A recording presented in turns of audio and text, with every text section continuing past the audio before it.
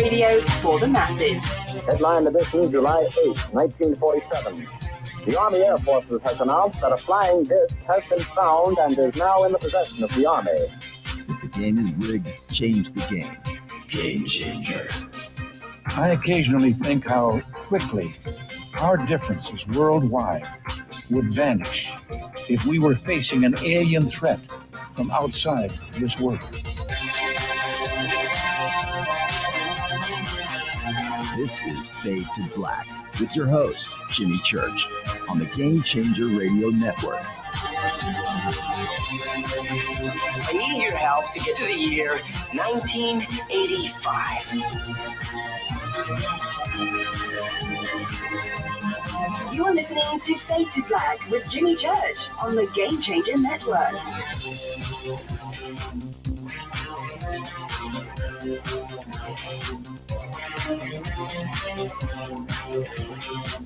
Good evening, Fade to Black.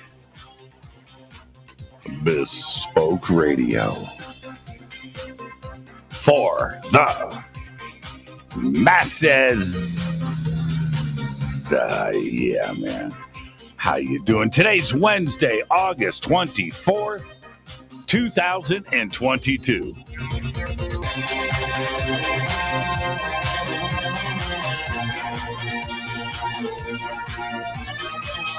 I would like to welcome everybody listening all around the world, all across the United States.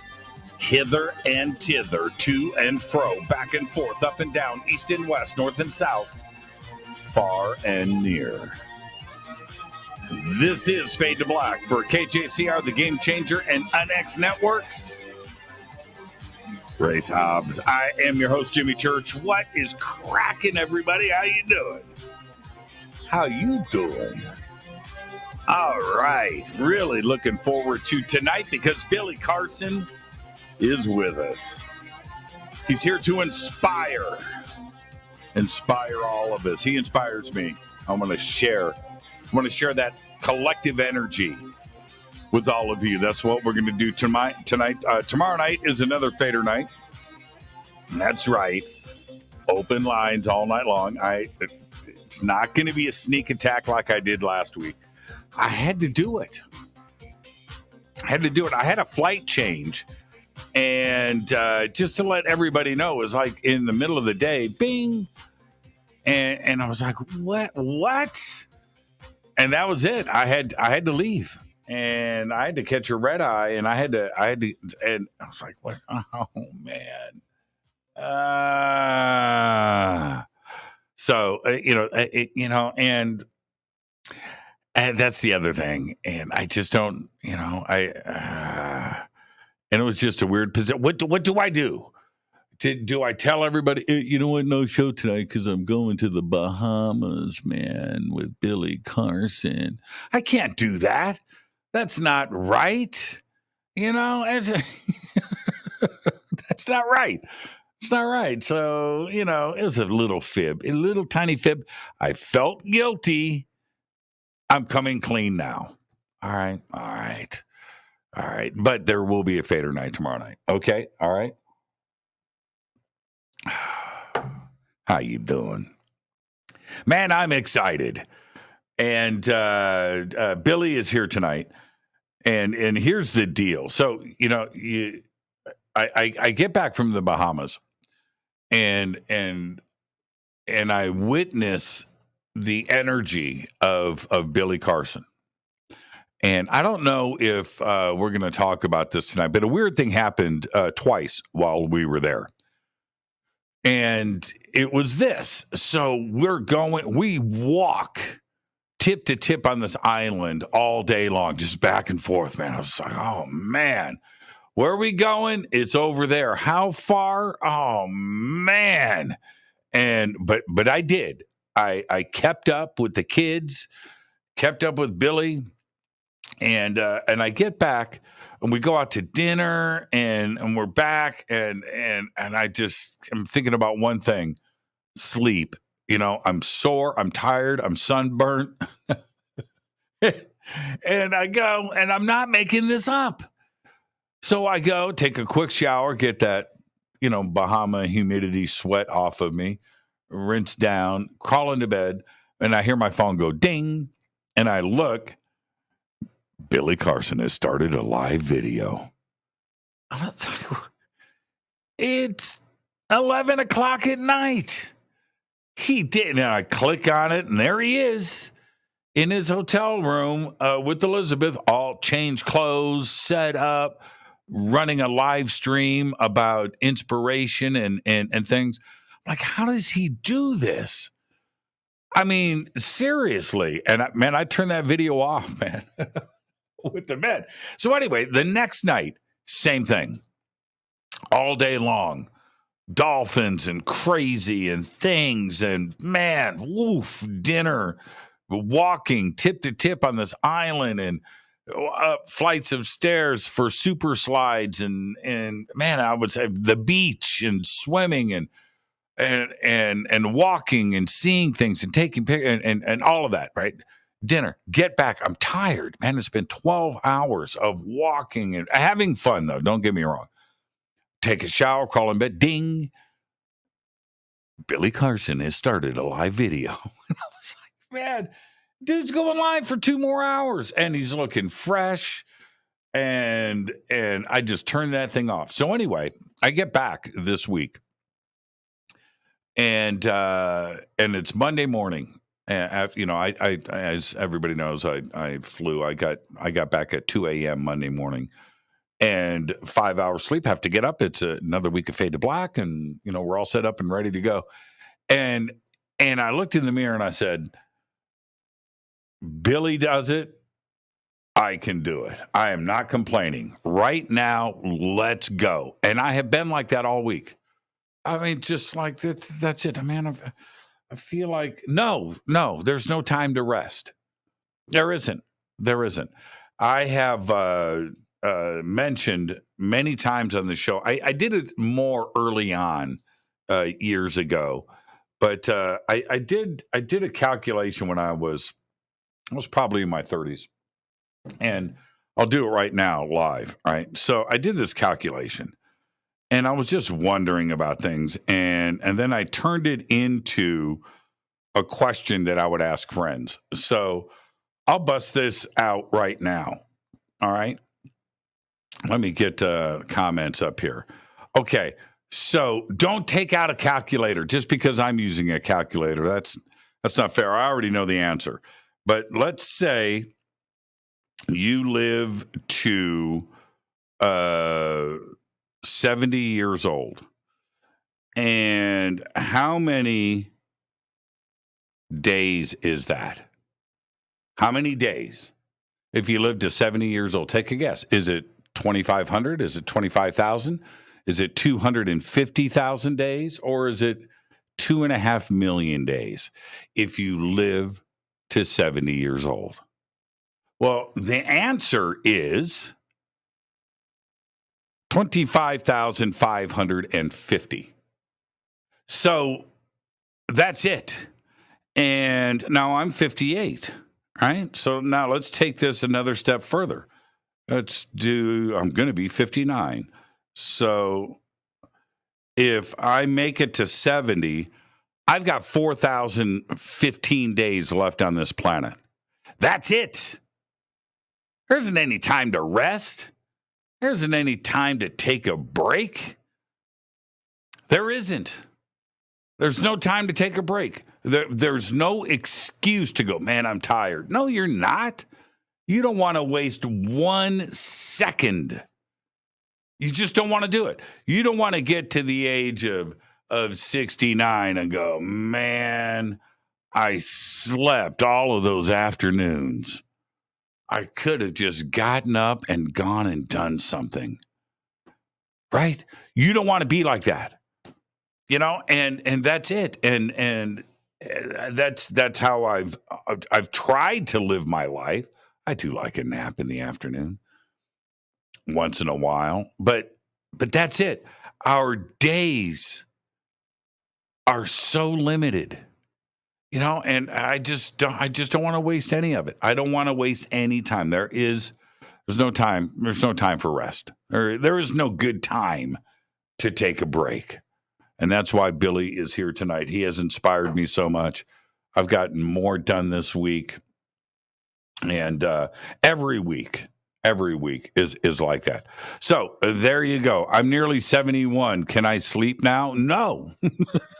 No, you cannot. You know what? If you make it to 71, you know every minute is precious. That's it. Good for you. Who posted that? Owen, good for you, man. 71. I mean, that is just awesome. That is just awesome. But you guys you get my vibe. All right, let's get back to the show. I'm just excited.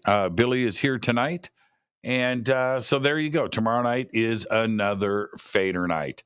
And now coming up in 2 short weeks, I'll be with Billy again in Joshua Tree for a private sky watch. I think it's closed out now, so there you go. But that'll be September 16th.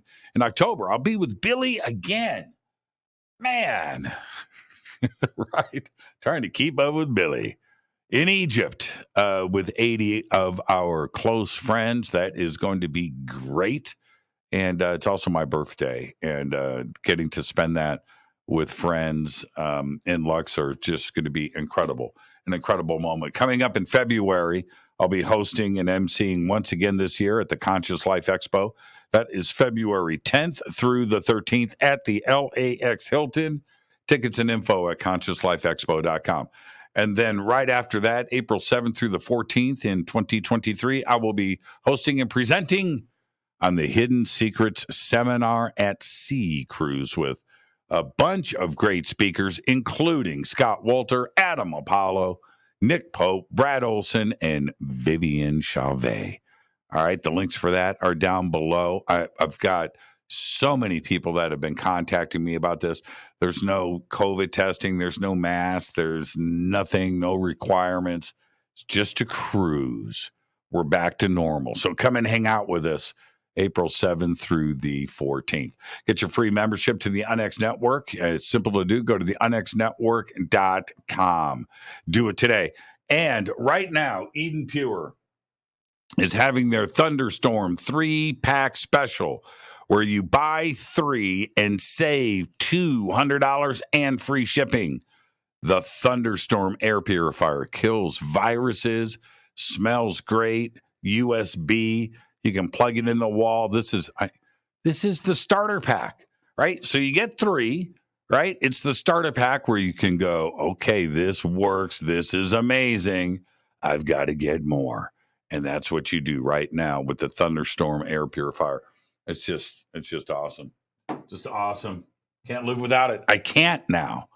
I can't. That's what they do, right? That's what they do.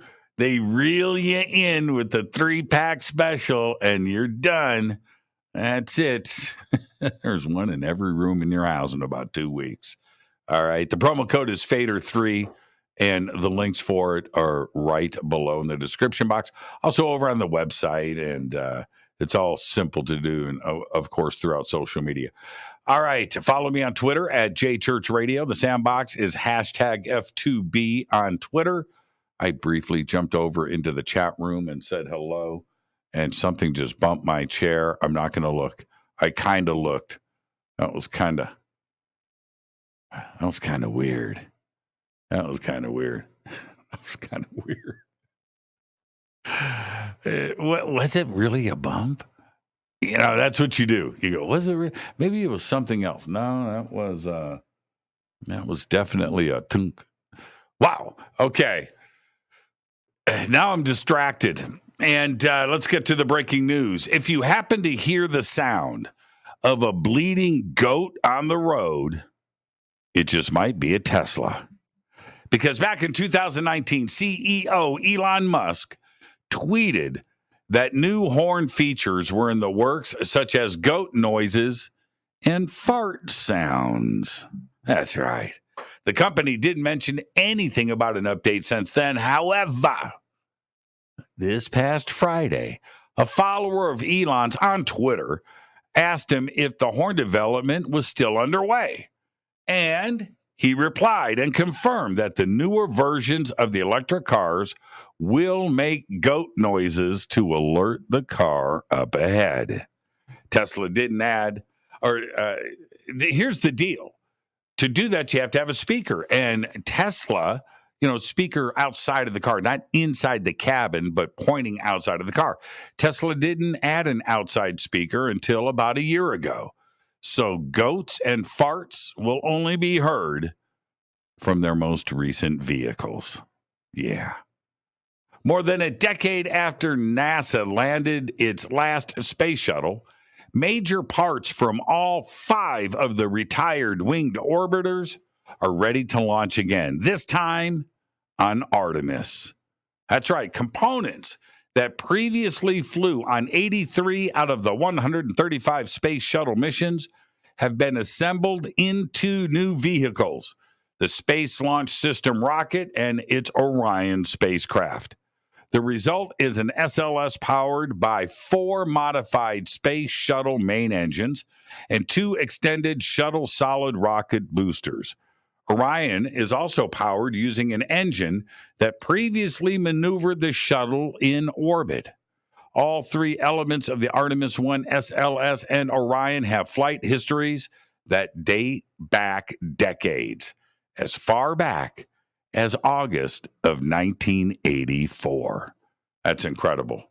Now, the United States Space, I almost said Space Force, the United States Air Force released an unclassified report this morning, created by the National Air and Space Intelligence Center, otherwise known as NASIC, detailing developing trends in the space domain and the growing challenges posed by foreign space assets. The report, titled Competing in Space, was created at the request of Air Force senior leaders to serve as a discussion tool for the public. The 25-page unclassified document uses a combination of images, assessments, and projections to characterize the increasing threats to the United States and allies' use of space, and presents an outlook for the continued evolution of these trends. Yeah. War in space. Astronomers have detected a previously undiscovered mini-moon right here in our solar system, a rocky object orbiting Ptolemais, a small asteroid near Jupiter. If the rocky satellite, which is just a little wider than the width of Manhattan, is confirmed to be a proper moon, it would be one of the smallest moons ever spotted. Pretty crazy. So is the asteroid near Jupiter, is it orbiting Jupiter? Or is it orbiting the sun alongside Jupiter with the moon going around it? I haven't figured that part out. A FedEx driver, now this is crazy, this is in Philadelphia. A FedEx driver mistakenly left boxes containing a half-dozen military-style rifles at a public school outside Philadelphia last Friday. All of this according to police and school officials. The guns, identified as .30 caliber M1 rifles, sat inside the Chester High School loading dock over the entire weekend. Staff believing the unopened boxes contained textbooks. The driver returned Monday, a couple of days ago, to collect the packages. The guns were meant to be delivered to an auto repair shop, which has a similar address to the school. So what's an auto repair shop doing with a case of .30 caliber M1 military rifles? I don't know. Let's get this show cracking on this day in history, 2006. The International Astronomical Union votes to demote Pluto. That's right. Demote Pluto as the 9th planet and kicks it to the dwarf curb on this day in 2006. That was a sad day. I argued in my own mind about that forever. You just can't do that. You can't. Once you're in, you're in. All right. Fader fact. You're not going to believe this. This is great. Reminds me of Anchorman, by the way. During the 1972 Summer Olympics, 9-time U.S. Olympic champion Mark Spitz jokingly told a Russian swim coach that his mustache deflects water away from his mouth, allowing him to swim faster and better. The very next year, all the men on the Russian swim team had grown porn stashes. And that is your Fader fact. Yeah. Look at the team picture. Tonight, we have very special guest Billy Carson is with us to inspire all of us. Tomorrow is another Fader night with open lines all night long. All right. I'm your host, Jimmy Church, and now it's time for me to hit this River Moon coffee.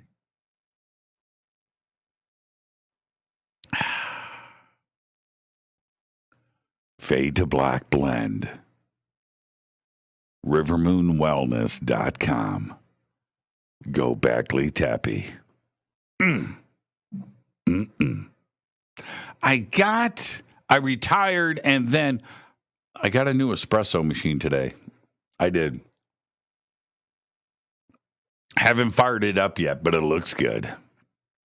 There's something about a really, really good espresso machine with that pressure meter on the front, right?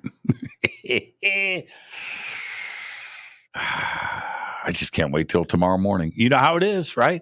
Inspired by Billy Carson, up early, 7 a.m., right? 5 hours sleep. Let's go, go, go, go, go. I only got 4,014 days left, right? That's the way it is.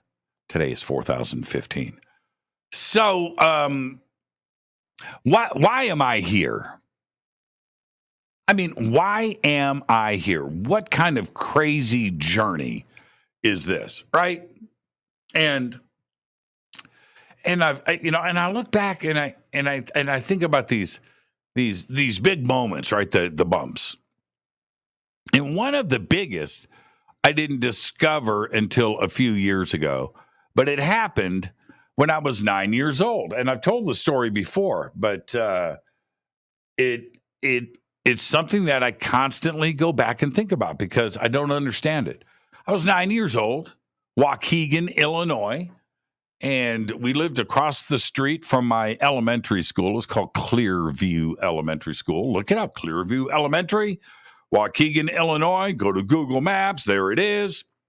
There's a street, I think it was called Berwick or something, and the white apartment building right there across the street in front of we lived in the basement apartment over in the corner facing the school, right? Go look it up. It's right there. Anyway, so I'm crossing that street to go play with my friends, and that's when I looked up and I saw a Zeppelin, right? A rigid airship, and it's cruising, it's flying. And so years later, when I went, this is just a few years ago, and I jumped on the net to figure out what Zeppelin that could have been, thinking it was, something from the United States Navy. And then I find out that we haven't had a Zeppelin, a rigid airship, fly anywhere in the world since 1938. There were none. I thought the Navy had some. I thought other countries did. No. We had three, the Akron, the Ohio, and the Los Angeles, and those three were dismantled. I think two crashed and were dismantled 37 and 38. That's it. And after the Hindenburg, that was it. They were done. I didn't find that out until a few years ago, and my mind was like completely blown. I mean, I just couldn't believe it. And so what did I see? And I've had a lot of people go, dude, you saw the Goodyear blimp. Here's the deal. First off, I know what the Goodyear blimp looks like. Second, in case you didn't know, the Goodyear blimp says Goodyear down the side in the biggest letters that Goodyear could put on that thing. I'm 40 feet tall, right? And by the way, I could read when I was 9. And when I was 9, just like every other kid in the entire United States knew what the Goodyear blimp looked like. We all did. It wasn't the Goodyear blimp. And as a matter of fact, it would have been cool if it was a Goodyear blimp. I'd remember that. I would have told my friends, hey, today, saw the Goodyear blimp fly over the house. How cool is that? You did? I did. It was there. Goodyear. I read it on the side. It flew. No, that wasn't the case. So what was it that I saw? And when I share this story, right? When I share this story and I watch the confusion and I get the responses and I hear from you about what? What are you talking about? Exactly. It doesn't make any sense. I can't figure it out. I can't. So your mind, and including mine, your mind, my mind, goes into these zones. Was it a vortex? Did you go step into a time slip? Was it Rod Serling in the Twilight Zone? For real? Did you see something come out of the past? Was it visiting you? Did the school change? Did the cars change? All of these things pop in because those are the explanations. There isn't anything else, right? There's nothing else there. I don't know what to do with it. So when I think about stuff like that, that's why I'm here. I need to figure this stuff out. I don't know. I don't have the answers. I simply don't. And I can't suggest anything crazy because I don't know. I don't know. It didn't feel different. The atmosphere around me, the school was the same. My house didn't leave. So what? I don't know. And that's why I am here. This is Fade to Black. I am your host, Jimmy Church. Tonight, the one, the only, Billy Carson is here to inspire all of us. It's going to be another amazing show tonight. Tomorrow night is another Fader night with open lines all night long. I'm your host, Jimmy Church, on the Game Changer and INX networks. This is Fade to Black. I'll be right back after this short break with our guest, Billy Carson. Stay right there.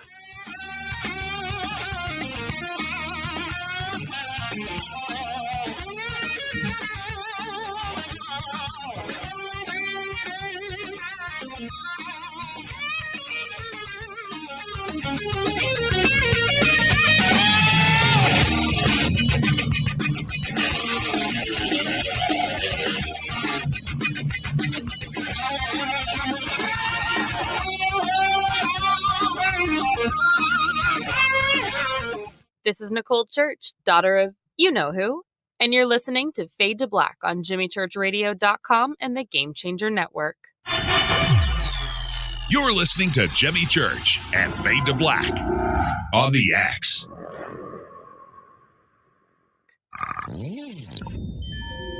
You're listening to Jimmy Church, Fade to Black. Fade to Black will now pause for alien identification. The station that talks the net. When you take the beans from Central America with dashes of Indonesian and African mixed in and then roast it to the dark side of Fade to Black, you create the ultimate brew of fringe. Introducing the Fade to Black blend from Rivermoon Coffee. Yes, Rivermoon's darkest customized roast was created for the love of Fade to Black. The alchemy of masterful roasting and smoking the beans is in every sip of this full-bodied, dark Java. I need my coffee dark, deep, with distinct bittersweet chocolate highlights, just like the bunker. Leaning further into the darkness of the roast is Fade to Black blend from Rivermoon Coffee. Just click on the banner at JimmyChurchRadio.com and use the promo code F2BBLEND for 15% off of your order today. This is the only way forward. This is Fade to Black. Make contact. This is Jimmy Church of Fade to Black, and you can get our podcast for just $2 per month. All you have to do is click on the podcast banner over at jimmychurchradio.com. Hello, Fadernauts. Jimmy Church here. You've seen me with my Thunderstorm. Now you can purify the air in your home and get healthy, clean, fresh-smelling air and eliminate odors just like I do right here in the bunker. The EdenPURE Thunderstorm uses oxy technology that naturally sends out O3 molecules into the air, which seek out odors and air pollutants in your home and destroys them. It's called a thunderstorm because it purifies the air just like after a thunderstorm. And right now, you can save $200 on an EdenPURE Thunderstorm 3-pack for whole home protection. With this special offer, you're getting 3 units for under $200. Seriously. Go to EdenPureDeals.com and use Fader3. Shipping is free and it's easy. Just scroll down. You'll see my name right there, Jimmy Church. Click on it and get your deal today. That's EdenPureDeals.com. Do you have an interest in the paranormal? Then you'll love the unxnetwork.com.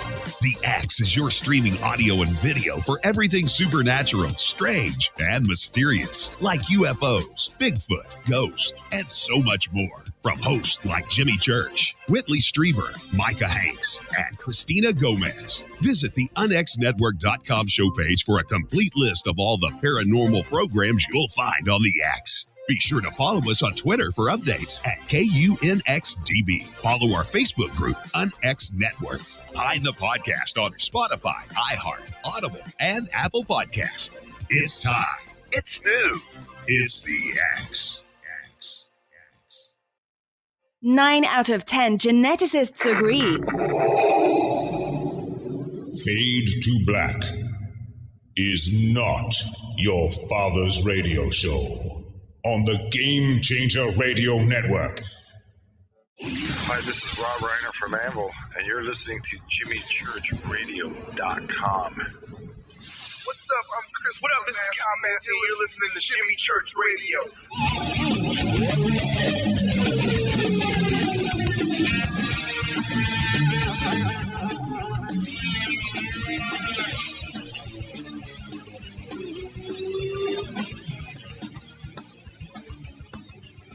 Welcome back. Fade to Black. I am your host, Jimmy Church. Tonight, Billy Carson.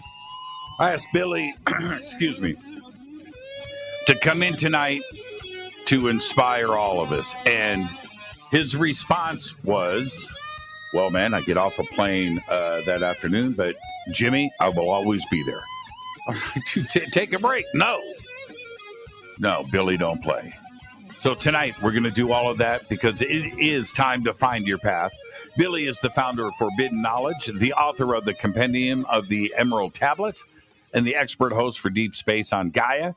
His Forbidden Knowledge has millions of followers and subscribers throughout social media. And he is also the best-selling author of Woke Doesn't Mean Broke. He is also the CEO of the First Class Space Agency based in Fort Lauderdale, Florida, and the founder of Pantheon Elite Records, a contributor to Thrive Global, and is a registered international journalist. And I mentioned this before, but I'm going to do it again. He recently earned the Certificate of Science with an emphasis on neuroscience at M.I.T. Now he wants to become an attorney.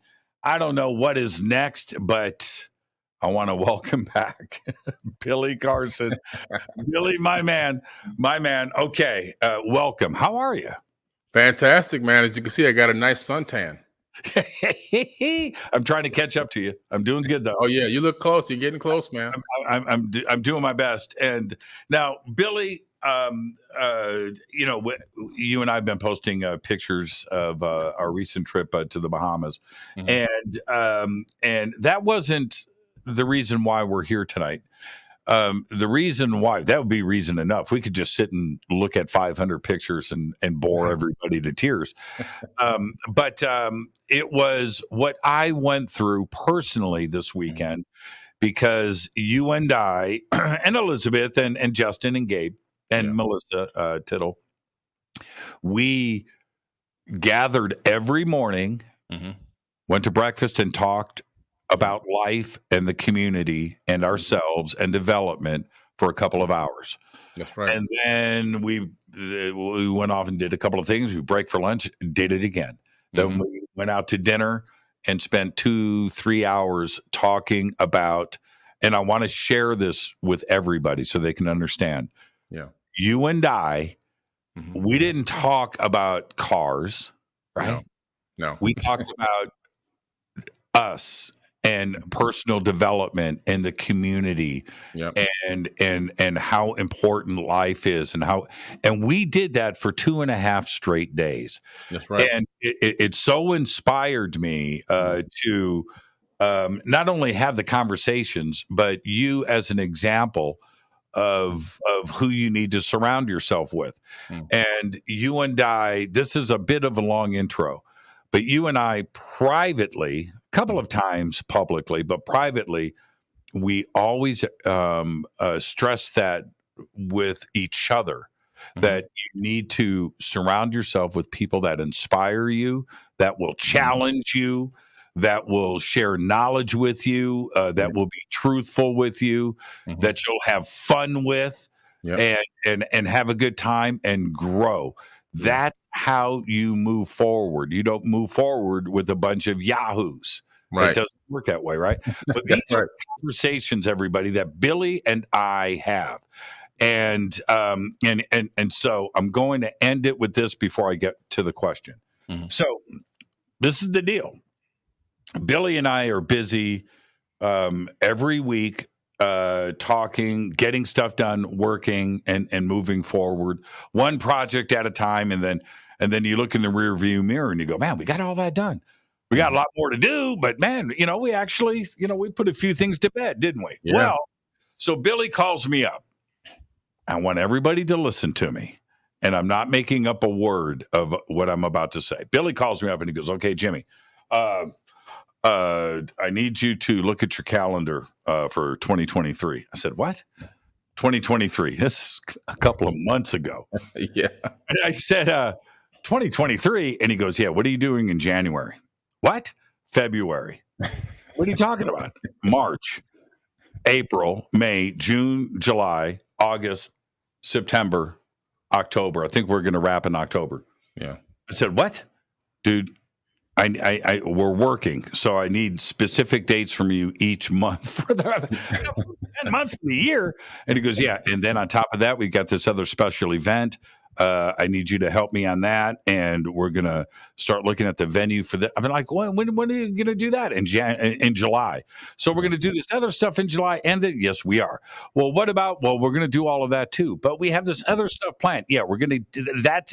Yes. But I said, wait a minute, Billy, you just booked me for 2023, right? And you said yes. And my answer was, let's go. Yeah. Right? That's right. Let's go. That's right. And so the question, this leads up to this. Billy, when is a good time to rest? That's a great question. What I found is that you can pick your times to rest throughout, your campaign or your whatever you're doing that's part of your plan. You have to pick and choose your times. So I try to combine a little bit of pleasure and a little bit of work and rest at the same time. So like you saw this weekend, we worked, we planned, we strategized, we also had fun, and we rested. So I try to combine these things no matter where I go. Even on the Egypt trip that we're going to in October, you'll see that it's a jam-packed trip. I mean, in 7-8 days, we're like, it's packed. However, we do have the Nile cruise, and there'll be times on the cruise where we're just going to be laying back, relaxing. We'll have some time to strategize and talk. We'll have some fun in the dance party. And then we'll also go see some ancient sites and put in more work and, record some stuff for Forbidden TV and everything else. And of course, have the experience of a lifetime. So I try to always incorporate a little bit of all of that at the same time. So that way I'm getting the best of both worlds. I'm getting the rest, I'm getting the fun, and I'm getting the work and research done at the same time. You know what? I just read between the lines on that. That was a bunch of BS. What you just told me was there's no time to rest. I sneak it in. That's that. I sneak it in, man. I sneak it in. I take a little nap here and there, It was so funny. This past weekend, Billy, so gracious. You and Elizabeth were amazing, and you got us a cabana, private cabana on the beach, right? And it was amazing. Yeah. And so I didn't spend too much time in the cabana because Gabe and I were all over the friggin' island that day. And but anyway, trying to keep up with a 8-9-year-old. Yeah. Come on, man, let's go to the slide. Come on, man, let's go here. Come on, man, let's go to the sharks. Come on, Jimmy, what's up, Jimmy? Let's go swimming in the beach. I'm like, dude, I'm 60. So anyway, I sneak back to the cabana, and there's Billy. He's in this lounge chair. Yeah. And I go, so what's up? He's got his sunglasses on. I can't tell, but he's laying there like this. And he goes, I'm going to take a nap.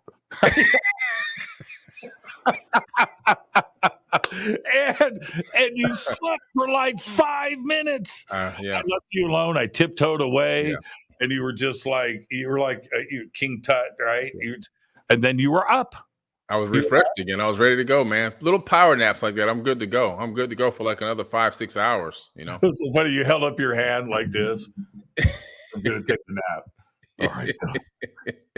Tiptoed away. But that's the thing. And so now who I want you to speak to the audience. Yeah. Who's going to get your stuff done? It's only going to be me. Right. And so, I mean, of course, you have a team and you build a team and you work with a few people that you can trust in your inner circle, which is going to be still very small. However, at the end of the day, you want to be able to look in the mirror and realize the only person you can blame if things don't get done is yourself.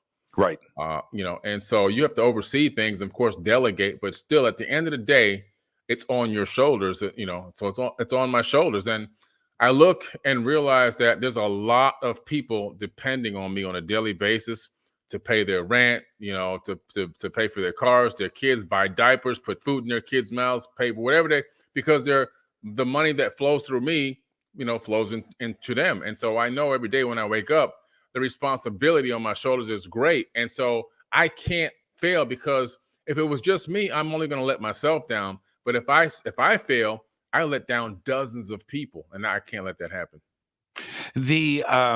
And spinning this around to somebody that has gotten into the mindset, a mindset that I understand because we've all been victims of it, including you, Billy. You get into this trap where you are hoping something's going to come along and make things right for you. That's not how life works. No. And you can't get into that trap. The only thing that is going to get stuff done is you. You have to take the initiative. And why is it that so many are waiting for, the miracle? Yeah. Well, it all starts at birth, to be honest with you. It's really a process of the dogma and the programming that comes in at birth. When you're born, you're given a name, a race, and a religion, and you spend the rest of your life defending a false identity, literally. And all your belief systems are all programmed in between the ages of 1 to 7. And those systems that are incorporated into your consciousness and your epigenetic memories from 15 to 20 generations before you were born are all pointing towards an outside source. Everything you need is on the outside. Everything that's going to come and help you and save you is on the outside. Project outside, search away from yourself for answers, when in true reality, you are the savior you've been waiting for. You are the one that's going to pull up your own bootstraps. You are the one that's going to get your hands dirty and get to work. You're the one that's going to see the open windows and the open doors and walk through them so that you can get to the opportunities and take advantage of them. It's going to take your own internal journey within yourself and then putting action behind conscious thoughts to make your reality. How do you make the change? Because you're right. It's almost in your DNA. Right, because it happens at a critical time in your life, right, where you are being programmed and tuned and set, right, to go out there and face things. But how do you initiate the change? Because your mind is resisting change. How do you do that? The first thing a person has to do, if they begin to seek or hear information from alternative sources like yourself and myself and other people in the community, and they hear something like this and it begins to just even slightly resonate, the next thing they need to do is they need to do some research. Listen to the words that I say, but don't just listen to what I say, research what I say. So start looking into self-help books. It's going to take a lot of your own personal energy to dig yourself out of this consciousness pit that you've been settled into for quite some time. And it's going to take a lot of work. It's not going to happen overnight. And yes, you're still going to make mistakes and kind of even ease back into your old ways gradually from time to time, but you still have the power to continuously dig yourself out of that pit. And it's going to take self-help books. It's going to take meditation. It's going to take going on long walks by yourself. It's going to take digging deep and asking internal questions to yourself, then looking for the answers, research, investigation, all those things it's going to take. And also making a commitment to yourself that you will take care of yourself. Because what happens is when you get on an airplane, the stewardess will tell you as the airplane just get taken off. The flight attendant will tell you if we're losing compression, the oxygen mask will drop, and they tell you make sure you put that on your face first, and you have oxygen flowing to yourself before you can help anyone else. And if you don't have any oxygen flowing to yourself, you're not going to be any good to help anybody else. Right. And so some people are burning their candle all the way out here, and then they got nothing left for themselves, no flame left for themselves. You got to be good first, which means you got to be happy with yourself. You got to dig internally. You got to do the inner work on your trauma, work on your peace, work on your personal happiness, and then focus on what you have to do to be able to change your life. Because I'm guaranteeing you, nobody from the outside is coming in to save you. People will show up and assist and help from place to place. Opportunities will present themselves that you have to put action behind from other people. But overall, just sitting back and waiting for somebody to just wave a magic wand, probably not going to happen. Probably not going to happen. It just never does. Yeah. And I see this all the time, and so do you, and so does everybody else. And this is the truth, where people will come to me and go, "Dude, I want to do what you do." Okay, well, that's great. Yeah. Okay. Can you give me some advice? Yeah, sure. Ask me a question. Yeah. I'm willing to help anybody, and let's go. Where they get discouraged is when I tell them the absolute truth, which is it's 16 hours a day, 7 days a week for years. Yep. That's the only way you can make this happen. And if you ask anybody out there who has found their bliss and is happy where they are in life, they will tell you the exact same thing. Yeah. You know, there isn't some, like you said, a magic wand that you can wave. You have to put in the work. In the end, success will come and find you. It'll be easy. Right? Success is going to come and find you. But you've got to put in the work. Why is it that today, and again, I'm speaking to the audience, that we want this instant satisfaction. We want to be instantly gratified, that success just happens because you want it to, and happiness happens just because you want it to. And there's this sense of maybe entitlement is the right way to put it, or maybe the wrong way. But they want it instantly, like a cup of noodles, right, with some hot water poured on top.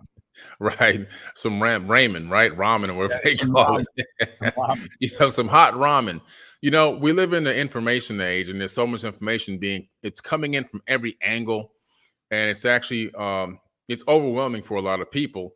And so what we see now in this era is, very short attention spans. And we can see this just from the YouTube data, actually. And I can see from the forbidden knowledge data, we can see that the attention spans have gone down significantly.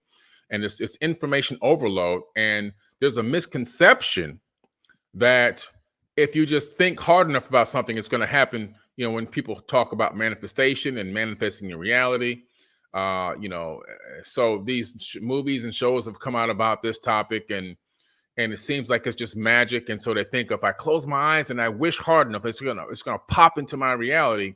And then when it doesn't, they go, oh, that stuff didn't work. No, there's a process to that. And some people, they get a little angry when they see others who may not appear to be operating within that process seem to be manifesting their best life all the time. And they're going, well, how come they don't have to do all this? This guy's, he's mean and he's this and he's that and blah, blah, blah, blah, blah. And he's doing all these things. Well, the honest to God's truth is some people are better at manifesting things than others. Just like some people are better at carpentry than others. Some people are better at technology than others. Some people are better at being radio hosts and show hosts than others. And so sometimes people's minds are already on a specific frequency, regardless of how you think they act publicly or how they treat other people. It's all about a specific tuned frequency to the universe that they may be just tapped into, maybe even from birth. And also, there are people on this planet that don't understand what being poor, broke, or struggling is. And so if you've got 15 generations of a family bloodline that has been fairly successful, upper middle class or higher for 15, 20 generations, when their generation is born, they don't have even the inkling of thinking, oh, today I'm only going to have toast and butter for lunch. Right. They don't have the inkling of thinking these things. So some people, the thought of failing at least in that area doesn't even exist. And their epigenetic memory is all from their ancestors for 15, 20 generations telling them exactly what they need to do to become successful. And they can't fail because the previous generations have set them up. Mm-hmm. Now, a lot of generations haven't been set up. I mean, even like Chadwick Boseman, the Black Panther. This guy was a famous movie actor. He did phenomenal Hollywood movies, countless movies, incredible, made millions and millions of dollars, didn't have a will, didn't have a trust, didn't have anything, knew he was dying, didn't have anything. His family finally just won $1 million out of the estate. That's all they got was $1 million. The government took the rest. So these things happen because it's ingrained into us. No matter then even somebody becomes successful, they themselves even don't look back to help the next generation subconsciously. And so we've got this situation where people are literally just out here winging it and operating on their own financial belief system, which I talked about tonight in my YouTube video. And that system, that financial belief system. Stop right there. Stop right there. So you are on Fade to Black tonight. Yeah. What did you just do before the show? I just talked about people's financial belief system. No, you did another show. You're always working nonstop. I just did a whole 1 hour or so.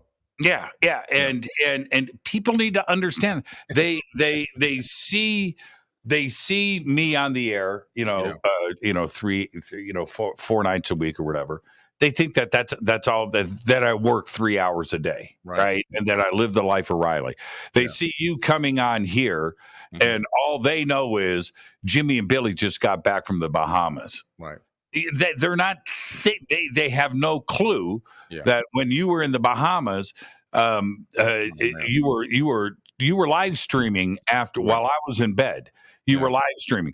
When you went to England, you worked with Sukalos and the guys over at Awakening all week. What were you? I couldn't believe this, man. I'm on the phone with you. You're finishing up a live stream. Now you're going to host the conference. Yeah. You do a video coming back to me. After the conference, you go and you do live streams from with Elizabeth from your hotel room. You did that every single night after working 8 hours at the conference and streaming in the morning. And then after that conference was over, what did you do? You went and did another conference in London. Right. Back to back. And this is what it's about, right? Is constantly keeping your foot on the gas. And people just think that Billy and Billy and Jimmy are, this is it. No. I just find that phenomenal. And that should be inspiring to everybody right there. Is nobody's going to do it but you. I had said earlier this week about you, Billy. I was talking about you. I said, Billy keeps his foot on the gas not to the floor. He pushes it through the floor to the street below. Yeah, you have to, man. You have to. Yeah, I mean, even my own physical health. I mean, even while we were out there in the Bahamas and doing all that work and everything, I was still exercising. I was hitting the gym. Man, you know, that was the one thing I wasn't going to do. I was like, man, Billy goes, hey, man, how many steps did you do today? I did 17,000. I'm like, dude, stop, man. Oh, God, I need another shot of vodka. But it's just about moving forward. Yeah. And the one thing that will resonate throughout our conversation tonight, we're going to take a break for everybody. As soon as you say to yourself, I'm going to do this tomorrow. I'm going to worry about this next week, and I'll finally get it. No, you do it today. Yeah. That's what you do. Billy Carson is our guest. I am your host, Jimmy Church, tonight. Billy is here to inspire us all, and that includes me. This is Fade to Black. I am your host, Jimmy Church, on the Game Changer and UNX Networks. More with Billy on Fade to Black right after this short break. Stay with us.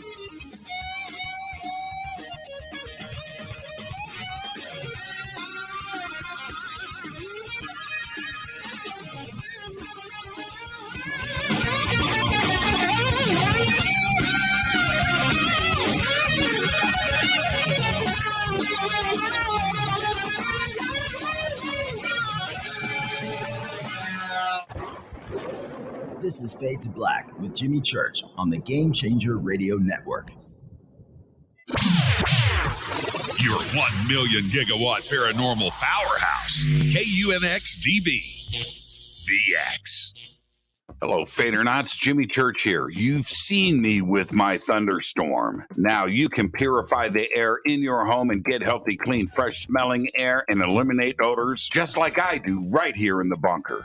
The EdenPURE Thunderstorm uses oxy technology that naturally sends out O3 molecules into the air, which seek out odors and air pollutants in your home and destroys them. It's called a thunderstorm because it purifies the air just like after a thunderstorm. And right now, you can save $200 on an EdenPURE Thunderstorm 3-pack for whole home protection. With this special offer, you're getting 3 units for under $200. Seriously. Go to EdenPureDeals.com and use Fader3. Shipping is free and it's easy. Just scroll down. You'll see my name right there, Jimmy Church.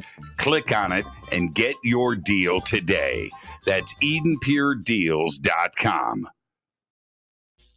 This is Billy Carson, founder and CEO of ForbiddenKnowledge.tv. ForbiddenKnowledge.tv is the fastest growing and one of the most watched networks in the world. And I would like to personally invite you to check out our expanding library of TV, film, lectures, and special presentations. ForbiddenKnowledge.tv has over 6,000 videos covering lost history, health, UFOs, spirituality, and our future. We are committed to our community, and with my personal invitation, you can right now get your own free 30-day membership at ForbiddenKnowledge.tv. Your own library of information starts today at ForbiddenKnowledge.tv. Because you never got that pony you always wanted. Damn it. Jimmy Church and Fade to Black on the Game Changer Network. Listen, I know, and you know, that you've always wanted your first crystal skull. Or maybe you're a collector just like me, but you just don't know where to go to find the real thing. Then I met Carolyn Ford over at EinsteinTheCrystalSkull.com. Carolyn is the guardian of Einstein, one of the most respected ancient crystal skulls in the world. All of her unique skulls have been imprinted sitting with Einstein in his sacred lodge and are carved from the finest gemstone and materials. Imprinting is the process of receiving the ancient wisdom from the master skull or master computer. Einstein, the ancient crystal skull. To see Carolyn's current collection of crystal skulls, just visit her store at EinsteinTheCrystalSkull.com or click on the banner over on our site. Don't forget to use the promo code Jimmy at checkout to receive 10% off of your order today. That's promo code Jimmy. Finding your first or next crystal skull is easy. Just visit EinsteinTheCrystalSkull.com. Hello, I'm Haley, and you're listening to my main man, Jimmy Church, on JimmyChurchRadio.com. Hi, this is Ray Hobbs here, repping the planet, and you're listening to my good friend, Jimmy Church, Fade to Black. This is Toby Kebbell. You're listening to JimmyChurchRadio.com. Don't hurt me, Jimmy. I'm only little. Hey, I'm Adrian Grenier, and this is Ari Gold. We're the Honey Brothers. We're of the Honey Brothers. Hey, I'm Adrian Grenier, and I'm Ari Gold. We're the Honey Brothers, and you're listening to Jimmy Church. The Revolution. This is Jimmy Church of Fade to Black, and you can become an official Fadernaut by just going to our membership section at JimmyChurchRadio.com. Hello, this is Serena Wright-Taylor from Conscious Life Expo, and you're listening to Fade to Black with Jimmy Church, who holds the Lucky Pony record for the best astrological chart since 1963. True story. This is Micah Hanks of the Gralien Report, and you're listening to Jimmy Church on Fade to Black.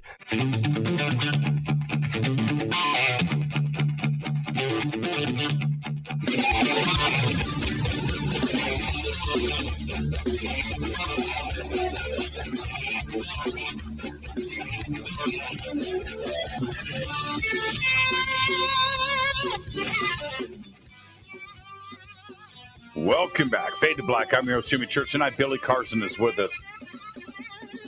I asked Billy to come on the show tonight and share some of our conversations that we've had over the years, and certainly this past weekend, that have inspired me. And Billy said, all right, man, after I take a nap. And I said, okay. All right, you can take one nap. That's all you get. And then, so we go into commercial break right now, and what's Billy doing? He's working. I get an email. We're closing deals. And my response back to Billy in the email was like, dude, man, during the commercials, really? You got to work, man. Got to work. Yeah. Obviously, we have a big announcement. We're not going to do it on tonight's show, but everybody circle July 30th, 2023 on your calendar. A huge announcement will be forthcoming. We might be ready in a couple of weeks. Yeah, we have to. We can't. We have to. Yeah, we have to make this announcement. So, I want to change gears a little bit, but I posted a picture of you and I. It doesn't matter. It's just you and I standing next to each other. Yeah. And I put it out there on social media, and I said, look, I want this to be an example. I can't remember what I wrote exactly, but I'll paraphrase a little bit here. But let Billy and I be an example. Surround yourself with people that inspire you, that challenge you. Life is a journey. Make it fun. And this is how you get it done. Take a look at this picture right here. This is the journey. Right. And I really wanted people to know and to understand, nobody's going to get it done but you. But you need to surround yourself with people that inspire you, that challenge you. You don't want people around you that are here. You want people around you that are here that inspire you. That's how you get it done. And part of the journey is diet. And now, and Billy and I, man, we talked about diets all weekend, didn't we? We did. We literally did. Now, and the challenge, and this is, I want to start here, is that I'm going to say most, don't have the ability to find energy, which affects the ability to think and to be happy. And to find the energy to go and do things, and they think it may be something else, or maybe somebody else, or maybe your job or thing, but it just may be your diet. Yeah, and that doesn't. I'm not suggesting, vegetarian or this or that, or I'm not suggesting anything. I'm talking about what you are eating. Everybody's body is different, isn't it? Right. Everybody's body is different, which means you need your own specific diet based on your own body's needs. There is, what we have in this world is we have all these fad diets, and I'm going to be this and I'm going to be that, and I'm going to try this and I'm going to try that one. I found out from my own personal failure in one of those kinds of diets that the only way to get the right type of diet for you that's going to actually work for you and give you all the energy and everything else you need, all the nutrients, is you have to go and get a blood panel. You have to go down to your LabCorp or your anywhere you can go get your blood drawn, and they're going to do the blood work.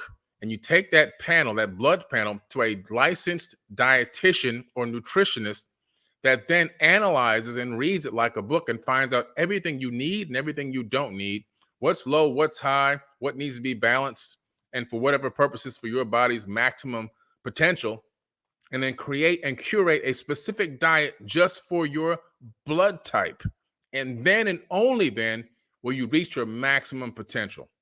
Now, you had to completely go 180 degrees in the other direction, because for years, you don't mind me sharing this. Can I, okay. I mean, it is personal, it's private, but Billy, it's just you and I. We're just talking. Is this, you spent years eating the wrong thing, thinking that you were eating the right thing and that you were on the uber healthy diet, and it almost killed you. Literally. Almost killed me. And what was the one? Because there was a lot of different things you were doing wrong. Yeah. but what was the one thing that you just thought was the correct? I just want you to say it out loud because I think it's kind of funny. Yeah. But you ate too much of it and it went toxic. I ate too many vegetables. Too many vegetables. And was there one vegetable specifically? Two, actually, kale and spinach. The two things, wait a minute, Popeye, right? Spinach is the right thing to do, right? Right. Kale is a trend, right? Big trend. Yeah. Yeah, and so I was eating a lot of it. And the reason why is because at that time I was on a vegan diet, and for many years, I was probably over 30 years total time. And I had consumed a lot of kale and spinach because those would make me feel actually full. As you know, if you're on a vegan diet, a lot of the times, you're not getting the amount of calories I would burn in a day just thinking was eating up all the calories. And so kale would make my stomach feel full. I would feel satisfied longer. So I was eating tons and tons of kale, lots of spinach. They actually I like the taste. Those are my two favorite things. And in kale and spinach, and actually in all green leaves, all green vegetables have something called lectins. Well, in certain people, and I'm one of them, too much abundance of lectins in your body over time, you build up an autoimmune response. Lectins actually want to defend the plant and defend the leaf, and they started attacking me on the inside, and my body started fighting back, which gave me an autoimmune response, which from time to time would give me hives and rashes, and it would look like eczema. Doctors kept misdiagnosing it as contact dermatitis. I went to the top dermatologist in the world at the University of Miami, and spent almost $30,000. They couldn't figure out what it was. And I ended up going to a MD that had converted over to homeopathy, and she analyzed it and realized what I had, sent me to go get the blood panel. And I was like, blood panel? Nobody did that yet. Now, after all those doctors I went to, Cleveland Clinic, nobody said, go get your blood work done. I finally go get the blood work done. I bring it back. Oh, also a fecal exam, by the way, too. She analyzes the whole thing and realizes, oh, you're allergic to greens. You got to cut out greens.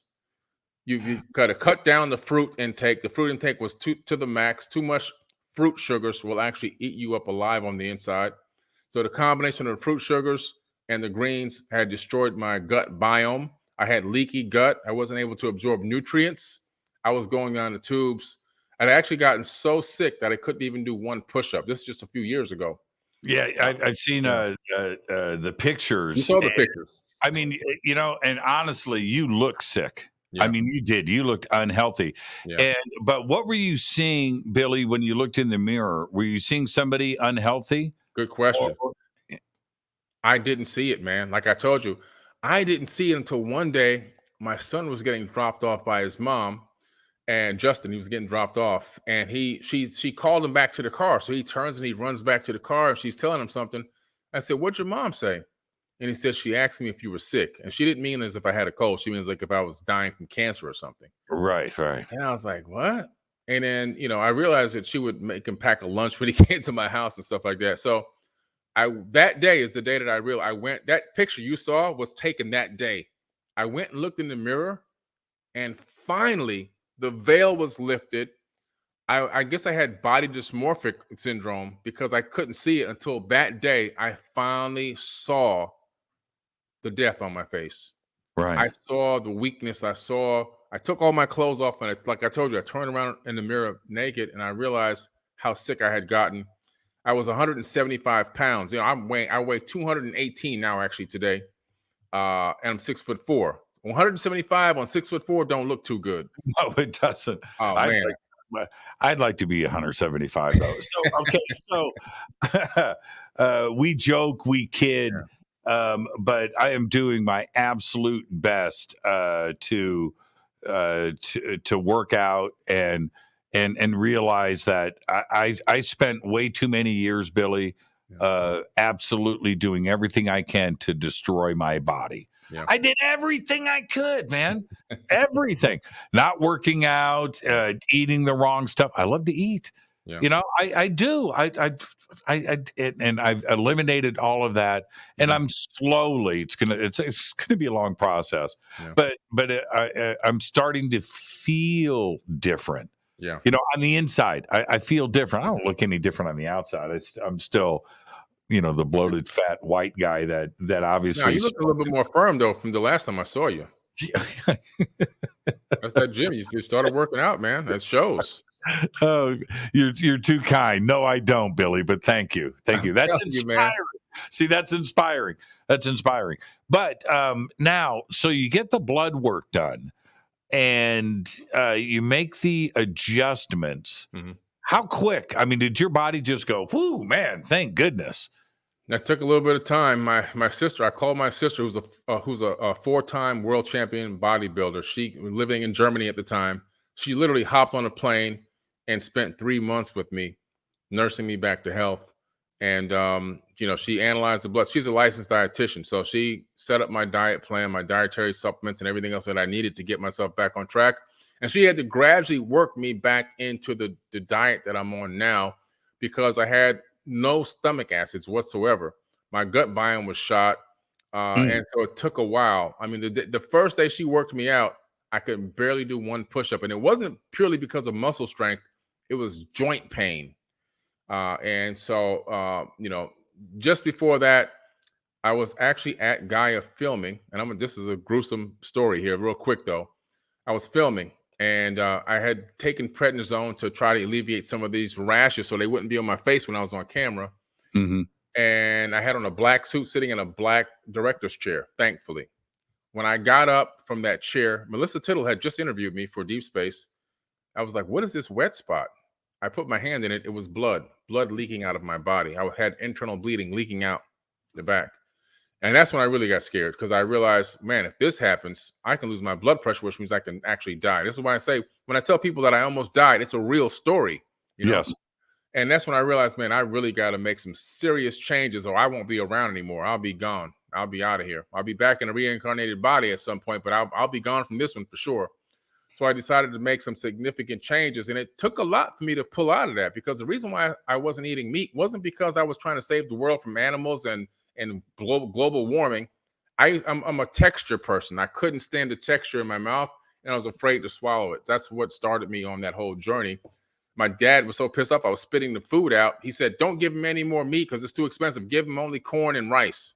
And so I would eat corn and rice if we had that, or crackers, and that's how I got on it. It wasn't because I was trying to save the world, but I had to really go mentally past that blockade of this texture thing, and work on myself and force myself to learn how to eat the way that my body needed it to, so I can survive and become strong again. And let me ask you about your sister Maria. Yeah. She's got a good right cross, doesn't she? I bet you if she punched you in the throat, Listen, she is in amazing shape. amazing. Jimmy, 11 years ago when she started that journey, she weighed 300 pounds. Wonder Woman. You know, she's that like a fit Wonder Woman. Cut. Amazing. Is this though? And this is very important. We're here to inspire this audience. The fad diets, the trends, this, that, if you go and do that without getting a simple blood panel done and getting advice, you could really not only hurt yourself, but you will have that lack of energy and lack of focus. Yeah. And your mind is wrong. Your relationships, get jeopardized because you're on edge. Your body is freaking out, and this isn't really a healthy thing to do when the natural way to look at this is it's got to be healthy. Yeah. Everybody else is doing it. It's this and people go and do this and they end up hurting themselves in the long run, right? You really need to get that blood panel done. You got to. I know a lot of people that were on that diet that I was on, their teeth have fallen out, their bone structure showing, they've had cardiac arrest, they've had all different types of joint problems, they've had leaky gut. A lot of them are very sick right now. That's why they don't make a lot of noise anymore. The newer ones make a lot of noise about, the stuff, the diet, but a lot of the older ones who have been there for a while, they're sick and dying or just too ill or had so much autoimmune, they can't talk about it anymore. And instead of getting off of it and realizing, look, I made a big mistake, this wasn't the diet for my body, they stay on it and they're going down with the ship, a lot of them. It's really funny. For me, I kind of stick with how I was raised, right? The 3-4 basic food groups. Just happen to eat a little bit of each of that every single day. And you know what? That actually makes a lot of sense. Don't go all in on one thing. Yeah. Right. Your body will build up you can build up on autoimmune to almost anything. So like I said, it's really about your blood type and your nutrient base and how your body processes those nutrients. Somebody may need a lot of meat. I actually know one person, his name is Elliot. He actually played for the Ohio, what's the Ohio team? Cleveland Browns, right? Okay. And so he played in NFL. Now his school, Carson Newman, was a small D2 school, a small D1 school, I believe. They selected him from high school. They had to go change their whole field from a grass field to a artificial turf to recruit him because he's allergic to all grass. He can't eat any plants, any vegetables, any spices, and there's only one fruit he can eat, which is pineapple. Anything else he eats other than meat or either steak or chicken or pineapple, anything else he eats, he has to use that EpiPen or he will die. Wow. But so he can eat pineapple chicken all day long. Pineapple chicken. That ain't bad. Yeah. Teriyaki beef. Right. And that's his only. Now, who would have guessed there's a person out here that can only literally eat meat and pineapples? Right. And if he didn't know that, right? And so once you do figure out that balance of what your body needs, and you do have the energy, and you do have that focus, then you can take the long journey and start to get stuff done. But really, you need to kind of start there, don't you? Your health is wealth. Forget the green stuff. The green stuff means nothing because I don't care how much money you got stocked up in the bank. If you don't have health, you got nothing. I think ask anybody who's got money and that's sick, they'd give anything up, right? They give it up to be healthy. Yeah. And so once you can focus and you have the energy and you've taken care of your body, when you start to look forward, do you hear that? Did you hear that? No, what's that? something, a very large rocket just flew over or something. I couldn't pick it up. It almost hit the roof of my house. Did you guys hear that? I couldn't hear it. Dude, that was nuts. I almost bolted outside, left you sitting here. Wow, that was crazy. Little rumble. I mean, a lot of rumble. I'm talking about little shaking. That was pretty cool. Okay.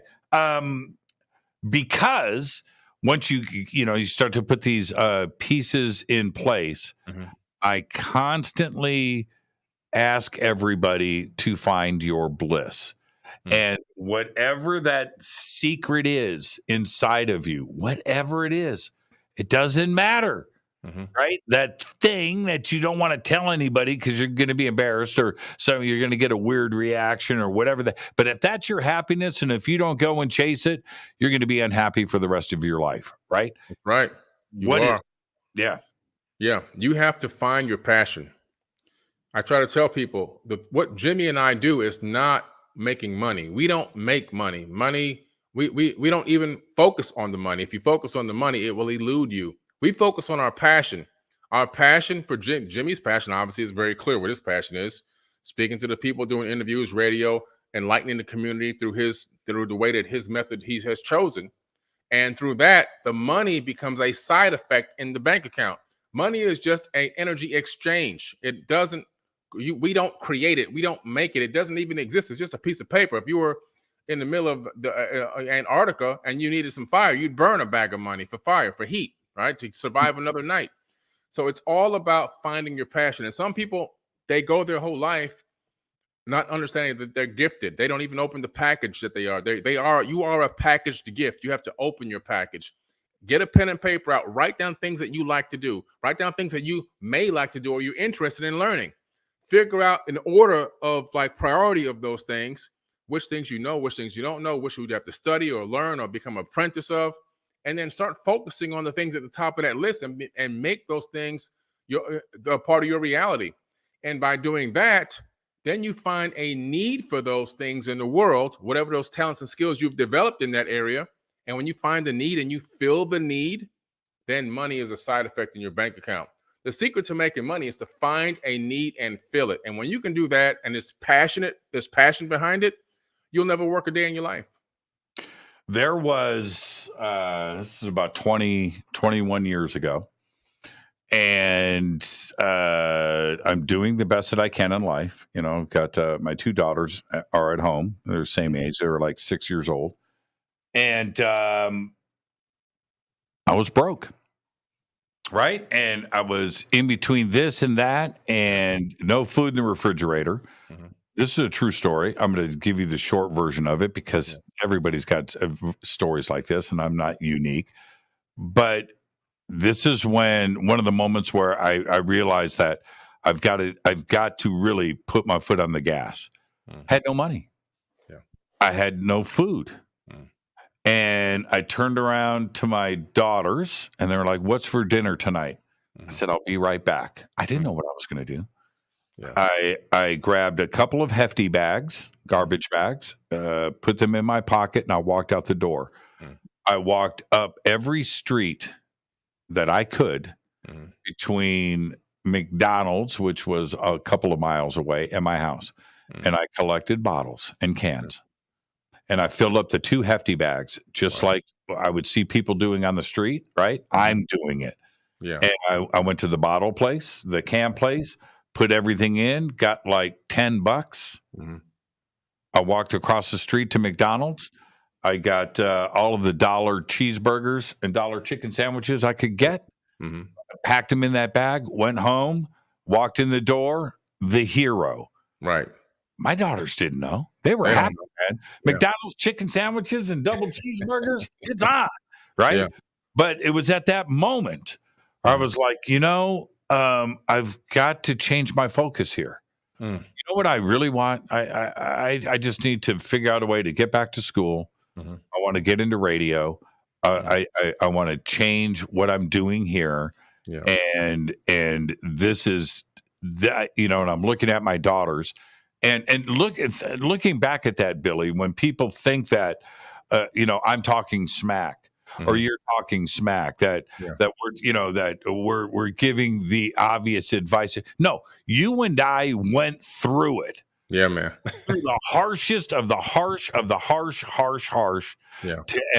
And you work through that. Nobody's going to help me at that point in my life and give me some golden ticket. Nobody's going to give you a golden ticket, and nobody's going to give a golden ticket to anybody listening to this show right now. Yep. No, you go out and you get it done. You got it done. I got it done. And everybody else that's listening to us right now can get it done. Yep. Chase your bliss and find your happiness.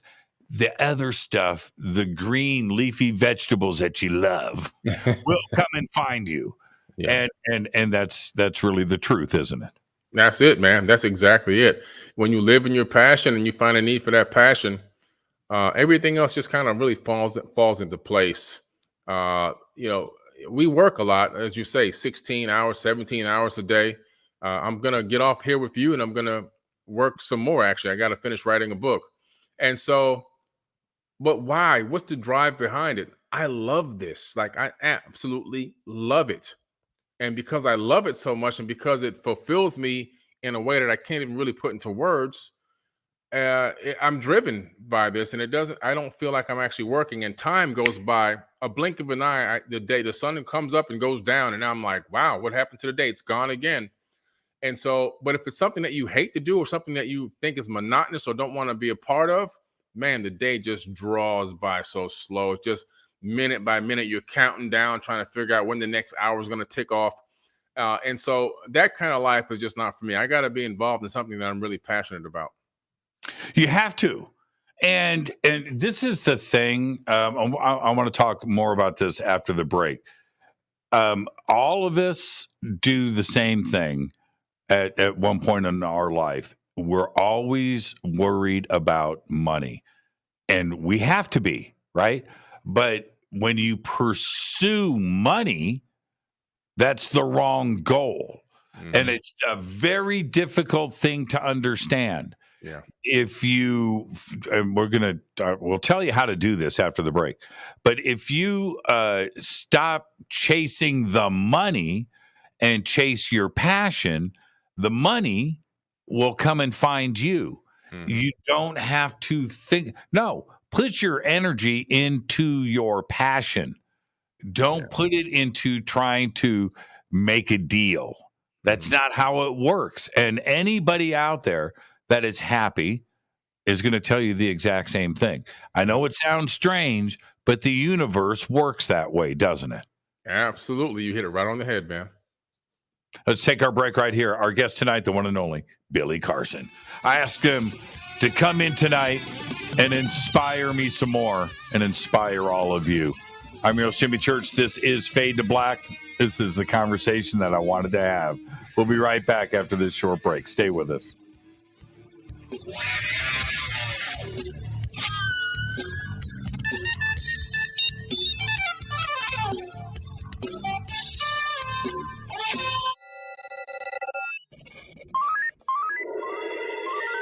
Way out here, we listen to Jimmy Church. You're listening to Fade to Black.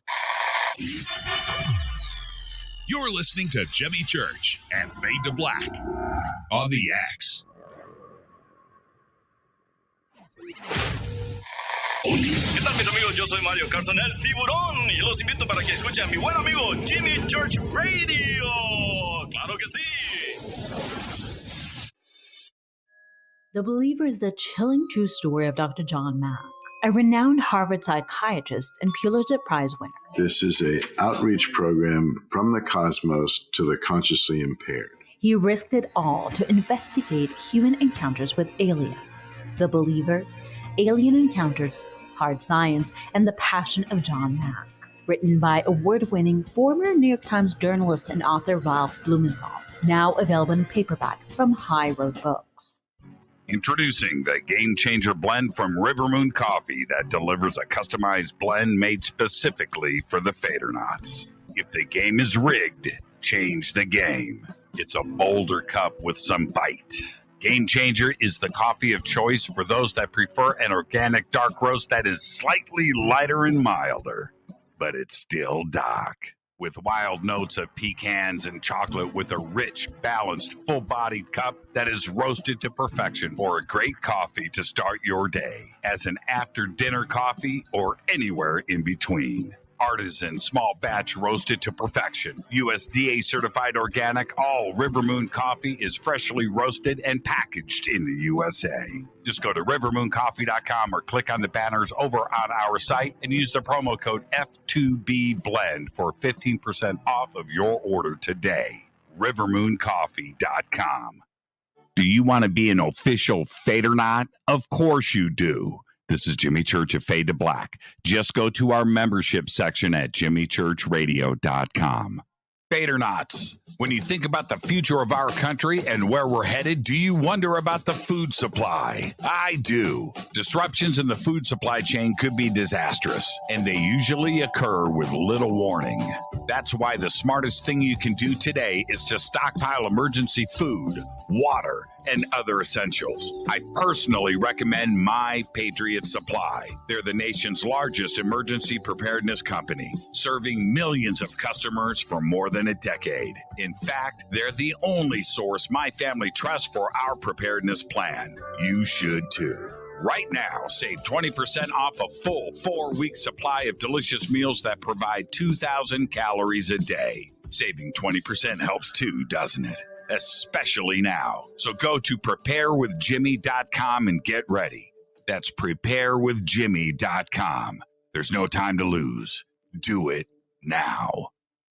So, you love talk radio? Then you'll love TalkStreamLive.com. TalkStream Live is always on, 24/7, with the best streaming talk shows. Find your favorite talkers and discover some new ones. It's free, readily available online or on mobile with any smartphone or tablet. Finding your favorite talk shows all in one place has gotten a whole lot easier. Just go to TalkStreamLive.com. Be sure to download the free apps from Google Play or the iTunes App Store.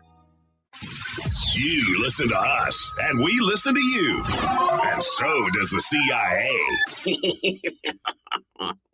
Hi, I'm Ray Sobbs, and I'm here to tell you about something I really think you're going to like. The UNX Network is a part of a larger group called UNX Media, and one of the things we offer is the quarterly UNX magazine, which is available both in print and digital formats. This amazing magazine covers all aspects of the unexplained and makes for a great coffee table periodical that is certain to spark enlightening conversations in your living rooms. We invite you to check out the latest digital issue for free. Just go to unxnetwork.com/membership and fill out your free membership with your name and email and become a new free member. The new summer issue is now available, and the theme is Time Anomalies, which includes a feature article written by our managing editor, Lee Spiegel. Just go to unxnetwork.com/memberships. That's unxnetwork.com/memberships and get your free e-copy of the UNX magazine today.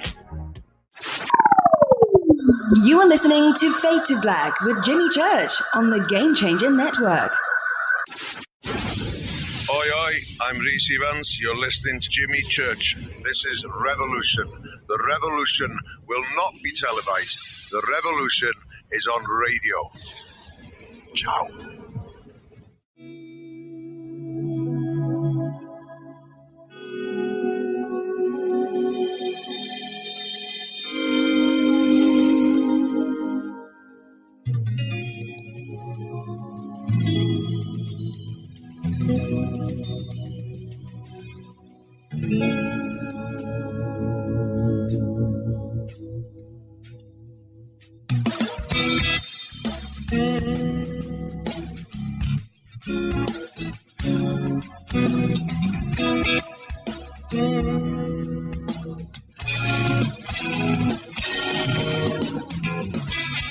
Welcome back. Fade to Black. I'm your host, Jimmy Church. Tonight, Billy Carson is with us.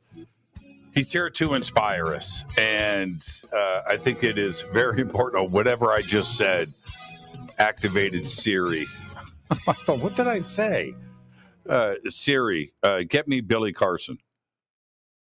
Let's see what happens here. Oh, it's hey, Billy, you just popped up in my contacts. That was interesting. Hey. I don't know what activated Siri, but let me turn this off. So your phone might ring here in just a second. Negativity. Mm-hmm. Negativity. Yeah. That's the killer, right? That's the killer. And you and I and others that are in our position these days, certainly with social media, we're battling that. Well, we could be battling that all the time. We don't, because we don't invite negativity into our lives. Mm-hmm. Most people, I'm serious about this, don't understand that concept, and they have friends around them that can project negativity, and sometimes it's difficult to get those kind of personalities out of your life. You don't want to, but sometimes you need to cut the cord, right? If you've got negative Samsonite luggage hanging off of you, it's just slowing you down, and you need to snip that and let that Samsonite matching luggage stay behind you. Yeah. It's very important, isn't it, that you want positive people around you? Yeah. You have to want positive people around you. You have to seek positive people, because unfortunately, it's going to be a lot of friends and family members that are going to be the ones that are shooting darts at you. It's just a fact of life. There's no way to get around it. Not in all cases, but in most cases, it's going to come from your closest circle of people that you know and grew up with and hung up with. And even if they're not talking negative about you, just talking negative in general, you have to remember that they are creating cymatic frequencies with their vocal cords. They're speaking it into existence, whatever they're talking about, whoever they're talking about, and your body is absorbing all your cells, all your cellular memory is absorbing all of that frequency, and it's affecting the water in your body as well. 100%. 100%. Yeah, you've got to be as far away as possible from the negativity. When people call me with negative information and bad stories and bad luck and bad news, I tell them after like the second time, like, look, you can't call me with bad news every time you call me. I'm going to give you a couple of suggestions and hopefully you take them. But if you call me again with more bad news, I'm going to have to block you. And I've blocked people now. People are on my blocked list. I can't talk to you. Why? Because that darkness is an infection. It's like a virus, and it's going to come into my body. It's going to get into my mind. And now in turn, I'm going to start creating darkness. And it's going to be passed on like a sickness. And so what I do is I just try to let people know, hey, I'm willing to help provide you with some solutions to your problems if I can. But, the negativity and if they can't stop the negativity, you got to move on. You have to find people that are on the same frequency as you. I love this comment right here. Check this out. I would love to have soap making parties once I build a shop. See that right there. Chase your passion, man. Yeah. You know what? That's such a good point. Mm-hmm. I always try to think of examples. Maybe you want to be the best cobbler, right? Maybe you want to build the best shoes. Yeah. Maybe you want to, you know what? Maybe you want to make soap. Right? That's great. And Talk about that's a great business. It's actually, hey, Billy, I can see it now. Mm-hmm. The fade to forbidden soap. Let's do this, man. Let's do this. I love it. You know what? I should have even said that, Billy, tomorrow. Hey, man. We're the soap business. Oh, but yeah, exactly. You want the thing is, as crazy as this sounds, yeah, I know that, and Billy knows this, mm-hmm. that every single day we have 1,000 people at least talking smack. Yeah. I just don't know about it. Mm-hmm. I don't know about it. I don't know about it. I don't care about it. Mm-hmm. I just don't. Billy, it is one of the grandest words of wisdom that we can share with everybody is negativity is infectious. It affects your body. It affects your health. It affects your mind. You don't want it around you at all. Don't engage. Don't inspire somebody to respond back. Don't feed the energy. No. Walk away from it. Surround yourself with positivity. It's one of the most important steps that you can take. Absolutely. And you got to realize that there are people out there that are going to be in your same frequency. You can't, well, I can't find any of them. Everybody I talk to, nobody is into what I'm into or whatever. Just take some time. Trust me. Get around people that have the same passion as you. And all of a sudden, magically, you're going to find people on the same frequency that you're on. And so it's not going to be everyone. And you'll build a very small circle. I mean, my circle is so small, it's a dot. But you don't need very many people to keep you going.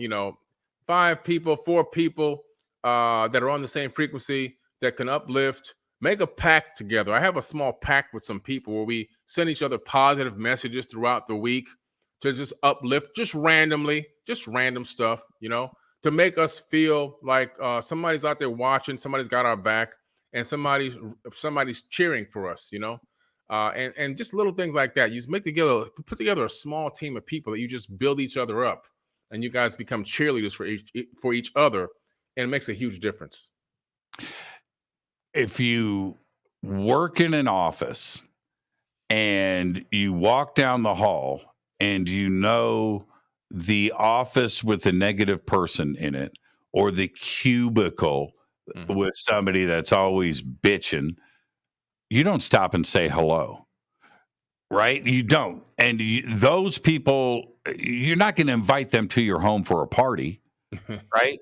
And that's the example that I can give to everybody. Think about that for a second, right? Well, why would you want that in your life? Yeah. And it's also compounded where negative people look at somebody, dude, I'm loud, I laugh, and I crack jokes, and I'm obnoxious. And I surround myself with other people that like to laugh and be obnoxious, right? And so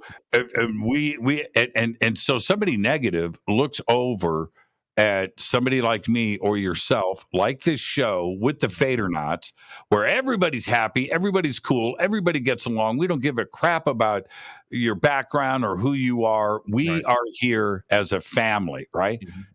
People don't like that. No. They don't like us having a good time, right? They don't want to see it. They don't want to hear it. They don't want to hear it, right? And they would rather attack this than join the party, right? And that's exactly what I'm talking about here. Is what Billy is talking about. You want to surround yourself with that, but when you do, there are people that just don't like success. They don't like to see other people happy.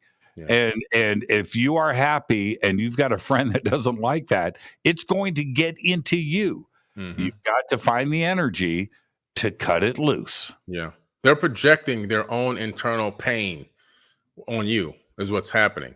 So anytime somebody is coming at you sideways, they're projecting what they're suffering from on the inside. And they're so full of trauma on the inside. They're so full of pain and whatever other suffering that's been going on in their life. They now are full, and then they're leashing out into the outside world, and you're just another target for them. So you have to get away from them, because when they leash out, that's a virus. It can attack your body, literally attack your body. It's been proven in science. We learned this at M.I.T. And so you have to just get away from them. You got to cut it loose. Now, how did you? You've got so many passions. And one of them, and I need to stress this as loud as I can with everybody. One of Billy's passions is absolutely helping others, service to others, and he lives that. I mean, I see it, I'm around it, and that's one of those things. And then you have the crazy woo side of you, where whether it's ancient Egypt or Thoth or UFOs, the unexplained, You love conspiracies. You have that part of you too. Yeah. But the service to others, this passion, where did that come from? It's just from my upbringing and unfortunately growing up in a very bad situation. Eating Cairo syrup and toast and matzah crackers and butter, powdered eggs. We talked about this weekend, right? Powdered milk. Powdered milk. You had butter? We never had butter. Well, we got it was called margarine, is what it was called. Which I think was petroleum, which I think was, laden with oil, like oil that goes in your car. I was happy. I was so happy. You remember? Do you remember? I'm gonna. Okay, can we talk for a second? Yeah.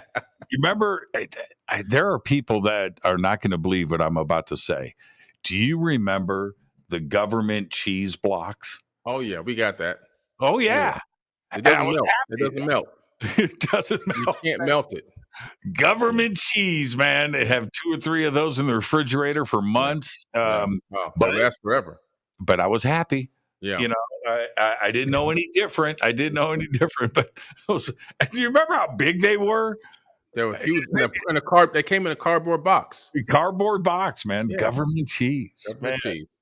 And I just knew that, growing up that way and having shoes that couldn't fit, holes in my shoes, putting cardboard boxes, like the cardboard inside the shoe to keep my feet from touching the street, kind of making my own makeshift sole in my shoe, ripped open crotches in my pants because I was growing so fast and we couldn't afford pants. So all my pants, the crotches were ripped open. I would have to wear really long shirts to cover my crotch. Right. And I just said, man, when I get older, I want to help as many people as I can, that are suffering financially. So they won't have to go through some of the things that I went through, which is why I pay electric bills for single parents. Mm-hmm. I've funded free athletic programs. I've funded scholarship programs. I've given business grants. I've raised money for all types of disasters, geological disasters, whether it's hurricanes or earthquakes or whatever. And I helped a lot of people with other things and some stuff that I've never even publicized. Things that I've done behind the scenes that I used to give away so much. I was almost giving away my whole self. So I had to learn a balance. I almost gave away everything I had one time, but I had to learn a balance. But it's a passion that I have just because I have a soft spot in my heart for people that are struggling. Yesterday, mm-hmm. I was out doing some stuff and I have this little secret route through this parking lot. To get to the certain light where I can make a left. It's the struggles of the day. So anyway, I'm on my secret route. I make the left and standing there at the stoplight, young guy. Mm-hmm. I'm going to say 25, hoodie. It's 110 degrees. Wow. He's got his hoodie up, white guy. And young, skinny, pretty good looking, everything. But he's standing there with a sign, please help me out.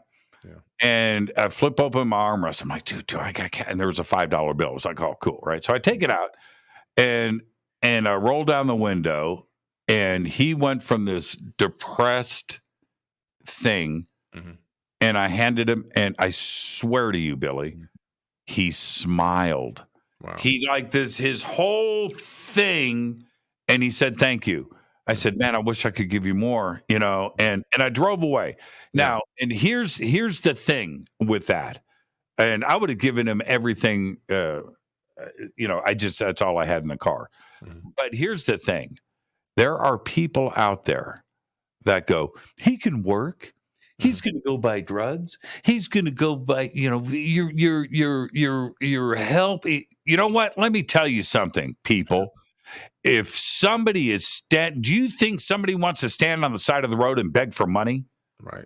Right. That's your goal. Yeah. Right. That you just, oh, man, I'm going to go rip these people off, man. I'm just going to get free money all day long in the hot sun. Right. No, man. And what puts a person there? Mm-hmm. What's the backstory here?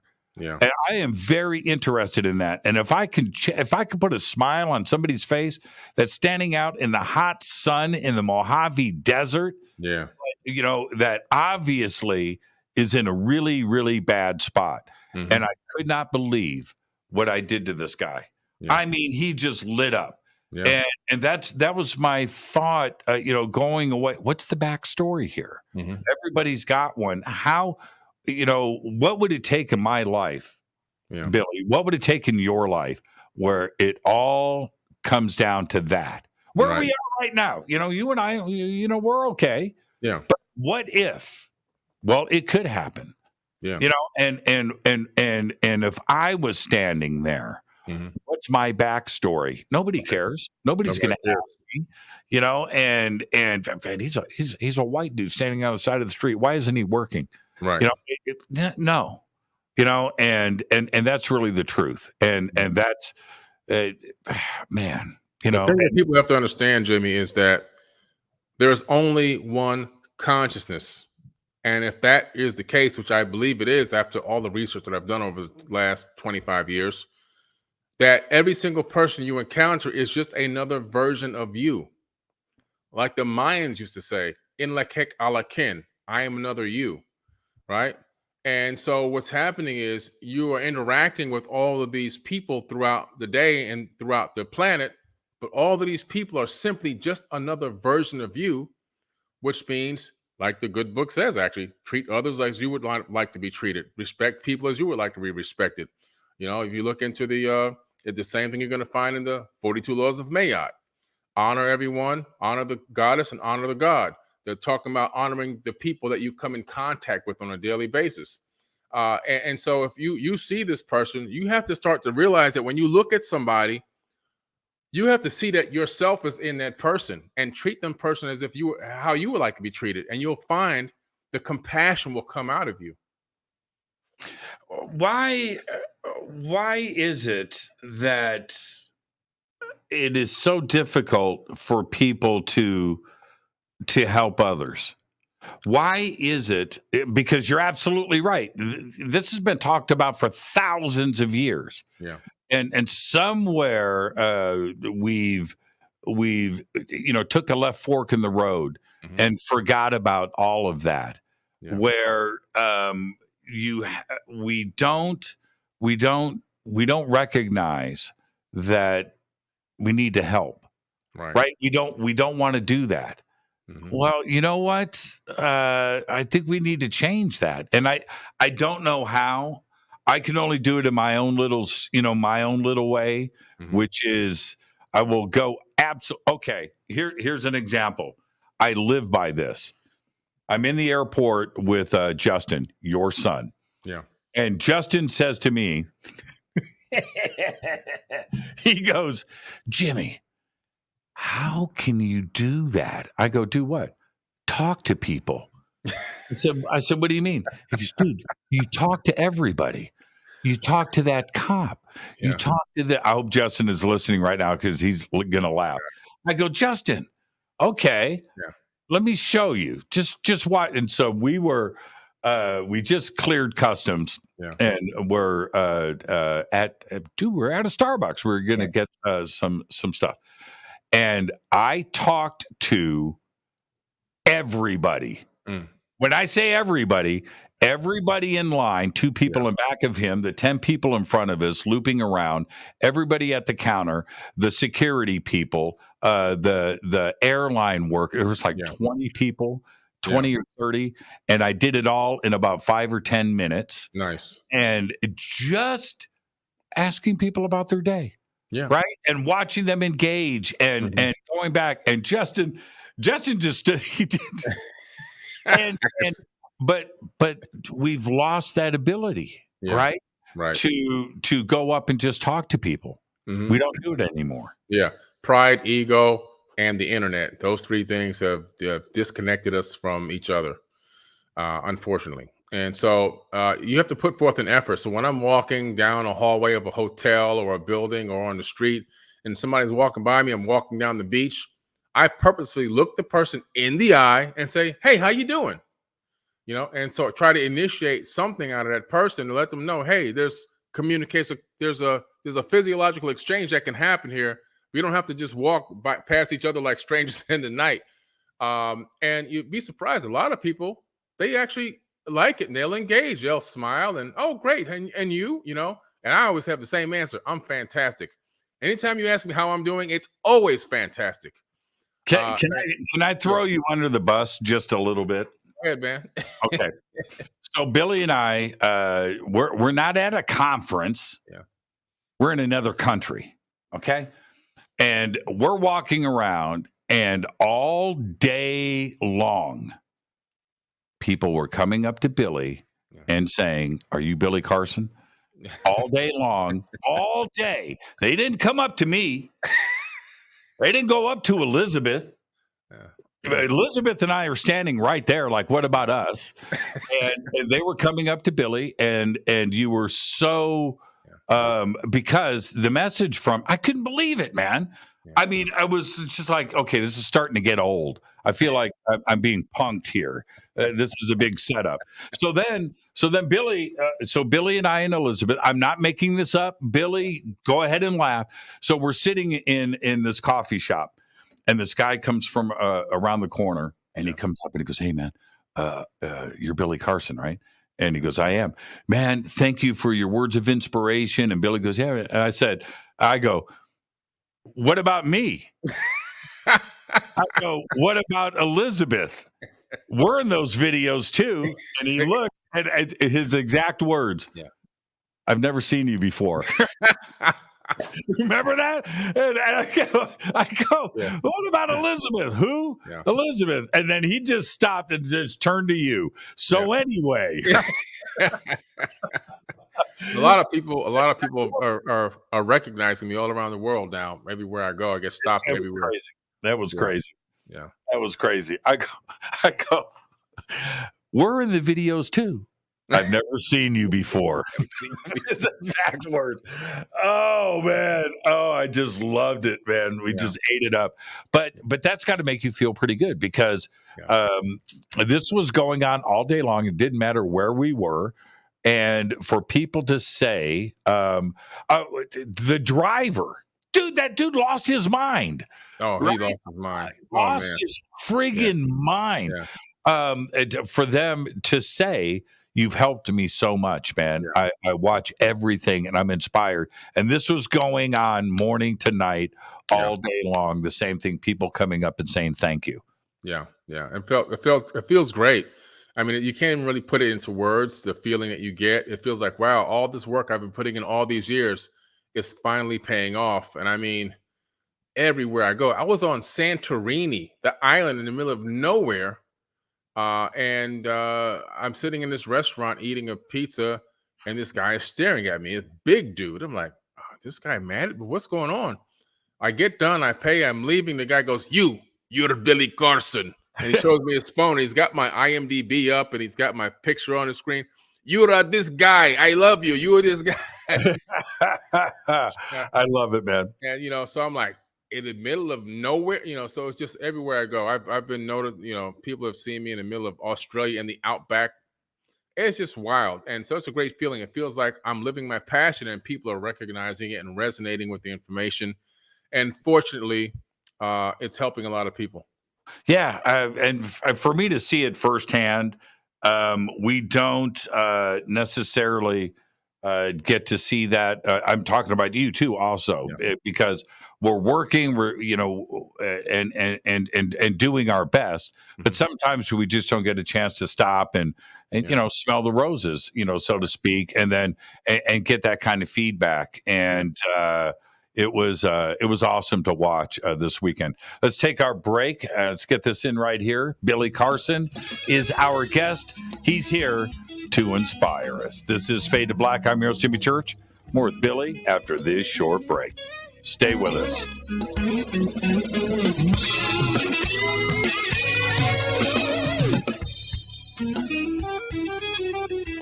Hi everybody, this is Rob Halford, the Metal God on JimmyChurchRadio.com.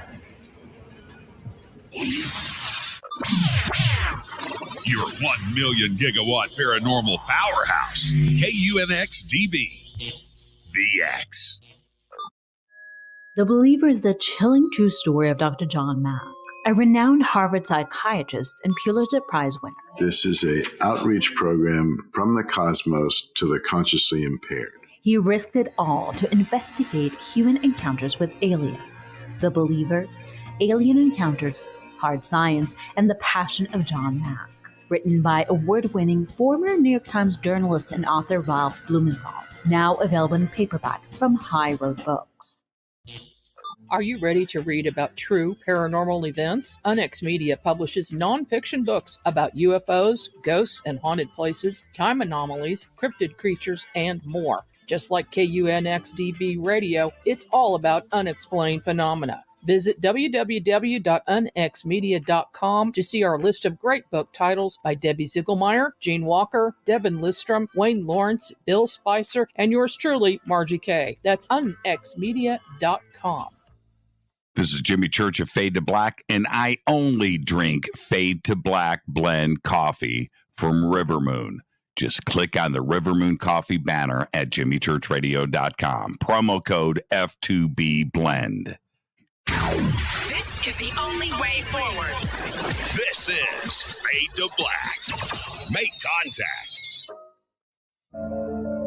When you take the beans from Central America with dashes of Indonesian and African mixed in and then roast it to the dark side of Fade to Black, you create the ultimate brew of fringe.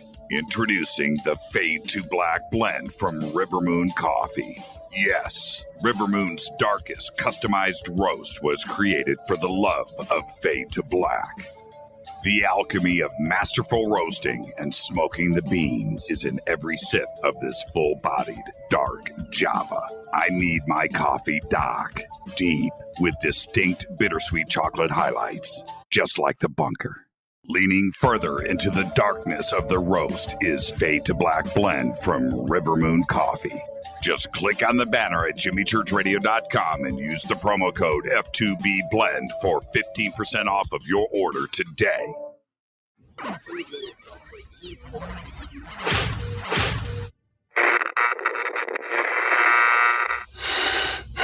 You want to know a secret? I love ponies. I really love ponies. I'm serious. I couldn't stay sane without ponies to brush. Why Fade to Black? Because you never got that pony. Damn it. This is Fade to Black with Jimmy Church on the Game Changer Radio Network.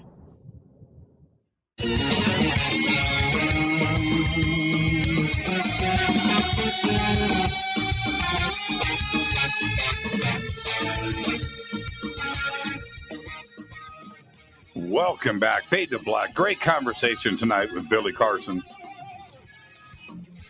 I'm inspired by this gentleman.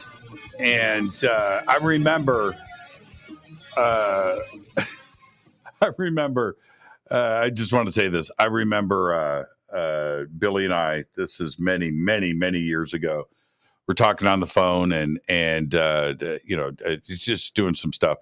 And I said to Billy, I'm just going to continue to hang out with you. You remember that? I said, man, I'm going to hang out. That's it. That's it. And it was just one of those things where I found I've got a few friends like you, Billy, and that's what I surround myself with, people that want to initiate change and not only find happiness, but want to go out and find projects and complete them. Yeah. Just do, and I have I've got so many friends that have said something, right? But they do it. Yeah. And there are so many people out there, and right now, those listening to me, I can't wait to see Twitter and the chat room light up with this, that say things, right? An invention, a project, a thing, right? They say, but they don't do it. Right. They simply don't do it. Yeah. Every time I say something to you, I get stuck because now we got we got to see it through, right? And I can't. There are projects and things that you and I have worked on for a year or two. Yeah. But we got it done, right? we saw it through to the end. And how important is that? And how do you get out of the safe zone? Mm-hmm. And for some people, the safe zone is their bliss. I don't want to suggest that may be the job that they're doing and the life that they're doing and providing for their family and playing it safe. That's their bliss. Great. Yeah. Great. That's making you happy. If you are truly happy inside, fantastic and great. But if you are in a job or find yourself in something that you're not enjoying, that you wake up in the morning and you're driving to work going, oh man, crap, man, I hate this. That's who we are talking to right now. Yeah. So if you're going to talk and not do it, no, you need to take the next step. How do you do that? How do you get out of the safe zone, out of the thing that you hate, right? But it's paying the bills. Yeah. And then go and chase that dream. How do you do that? It's the most difficult step. It is. Procrastination is a killer of dreams. And unfortunately, a lot of people procrastinate. They put things off and then they put it off and they come up with excuses as to why they're putting it off. And then before you know it, the window of opportunity for that thing, whatever it is, closes, because windows open, but windows also close. And so I would say to people that are doing what they have to do to make ends meet, but have these other great ideas or things that they would like to accomplish, don't quit your day job. Okay, the first day, don't like tomorrow. Don't go, I quit, and walk out and try to complete your passion or live in your passion, because that's unbalanced. You have to continue to do both. You have to maximize and strategize your time. Okay, and so you have to figure out, okay, I got to still do this for right now, but my end game, my end goal is to be able to leave this and move into this. So that means you have to begin to build something on the side. And to do that, it's going to take a lot of effort and energy, because now you can't sit down on the couch and watch 2 Netflix shows or binge watch a season. You can't, spend time just taking a whole bunch of early naps and then going to sleep even after that. You have to figure out how you're going to manage your time, and which means you're going to probably end up working 16, 17 hours a day for a period of time until you can actually monetize your dream and your passion. And once you can monetize it to the point where the other thing that you were doing, whatever that was, is being covered, then you can leave it. Some people can just go cold turkey and say, I'm done, and go over here. And if you have that power and that capability, fantastic. Do it. For the majority of people, they need to massage their way into the next thing. Otherwise, they can put themselves even in a worse situation, a worse position. So you just have to understand how to maneuver, but you have to get rid of the procrastination. If you can't stop procrastinating, buy some self-help books, listen to self-help videos. They're available for free on YouTube about procrastination. Find something that resonates with you and find the inner spirit that you have to get yourself up out of that chair and go put action behind whatever it is you say you want to do or can do, and make it happen. And when you take it in small baby steps, okay, this is my end goal, but I want to just do this first. When I get that done, now I can check it off the list. Okay, now I got to get to this level. I got to do this now. And then you can see those check marks building up. It's going to make you feel like you're accomplishing something. And the more you accomplish, the better you begin to feel about it. And then it becomes a part of a habit in your life, being unprocrastinated, actually taking action in things is part of my habits now. So you can build the habit of being active and putting effort out versus sitting on the couch or putting things off. That's a bad habit. I'll tell everybody right now, Billy speaks the truth. Before Fade to Black, before my radio career, I went back to school and I drove a limousine. And you listen to what I am saying. I drove a limo while going to school. That is a 20-hour day. I was sleeping 4 hours a day, and I did that for a couple of years. And while I was doing all of that, I was building my website. and I was trying to figure out how to not only internet radio wasn't a thing back then. I invented internet radio on my own. There was no YouTube. There was no blog talk radio. Podcast wasn't even a word when I started all of this, but I had the dream. So I drove a limousine, and see these guitars behind me? I pawned them. I pawned them. All of them. Pawned them. And now, did I get them back? Yes. But I chased my dream. I rolled the dice. I worked.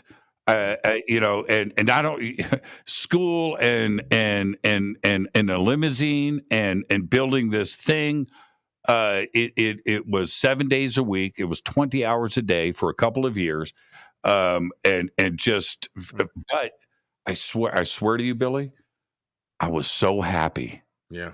I was so happy that this thing, this passion, this thing was finally releasing out of me. It was inside of me before, and I was unhappy because I wasn't doing anything about it. Right. And one day I just woke up. This is right around that hefty bag thing. So anyway, but that's what I did. Look, man, Jimmy, you got so many guitars. Hey, man, I had none at one point. I bought them all. And I did everything that I could. And, I had the support and stuff and my family around me. And they thought I was crazy, but they knew that this was what I wanted to do. In the end, what you see today in 2022 is 20 years of work. This isn't something that just happened overnight, but I chased it. And you're absolutely right. For everybody out there, work that other job. I did. I did, man. I was a limo driver. But I was happy. I knew, that I was going to school at the same time, squeezing in classes, driving in the morning, driving at night till 2 in the morning, and then turning around and doing it all again and building. But that's what you do, Billy. And when I say you are speaking the truth, that's exactly how I did it. Yeah. 100%. Yeah. I was in that boat as well, man, and there was a young lady working as a news anchor on a major news station, and she wanted to just cold turkey quit and go do stock options and teach stock options on YouTube. And I was like, you don't even have the 3,000 followers for monetization yet. Wait a minute. I said, I gave her the advice, and some people just don't want to listen. And she cold turkeyed that job that she had been at since she was interned there at 17 and now had a locked in anchor position, making over $100K a year, to $0, trying to build a YouTube account from scratch. And it just didn't work out. And I realized again, reinforce to people. Sometimes you got to do what you don't like to do to get to where you want to be. It's a launching pad. Look at it as a step to get to the next level. It's the only way. Yeah. And the roll of the dice, and I totally understand where when I was 21, I didn't give a crap. I was crazy. I did crazy stuff all the time, things that I would never do as an adult. Quit one job and not have another one, and I'll get another job next week or whatever. Get on a plane and just change states, one day and just go and whatever, man. I'm gonna move to LA tomorrow. Whatever it is, I would never do any of that today. So I get that.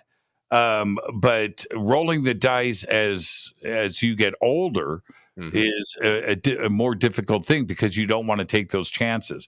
But what you don't want to do is you don't want to get to some crazy age of 50 or 60 and go, man, dang it, I was going to make that soap. Yeah. And I never, and now it's too, you don't want to be that person, do you? You just don't want to get to that point in your life saying, I coulda, woulda, shoulda. Yeah, that's right. That's why I try everything. And Jimmy, you've seen, I mean, whatever my mind conjures up on the inside and says, hey, what about this? I go, oh, let me try it then. because I don't want to leave any stone unturned. I want to feel like when my life is at its end in this dimension, that I can look back and say, you know what?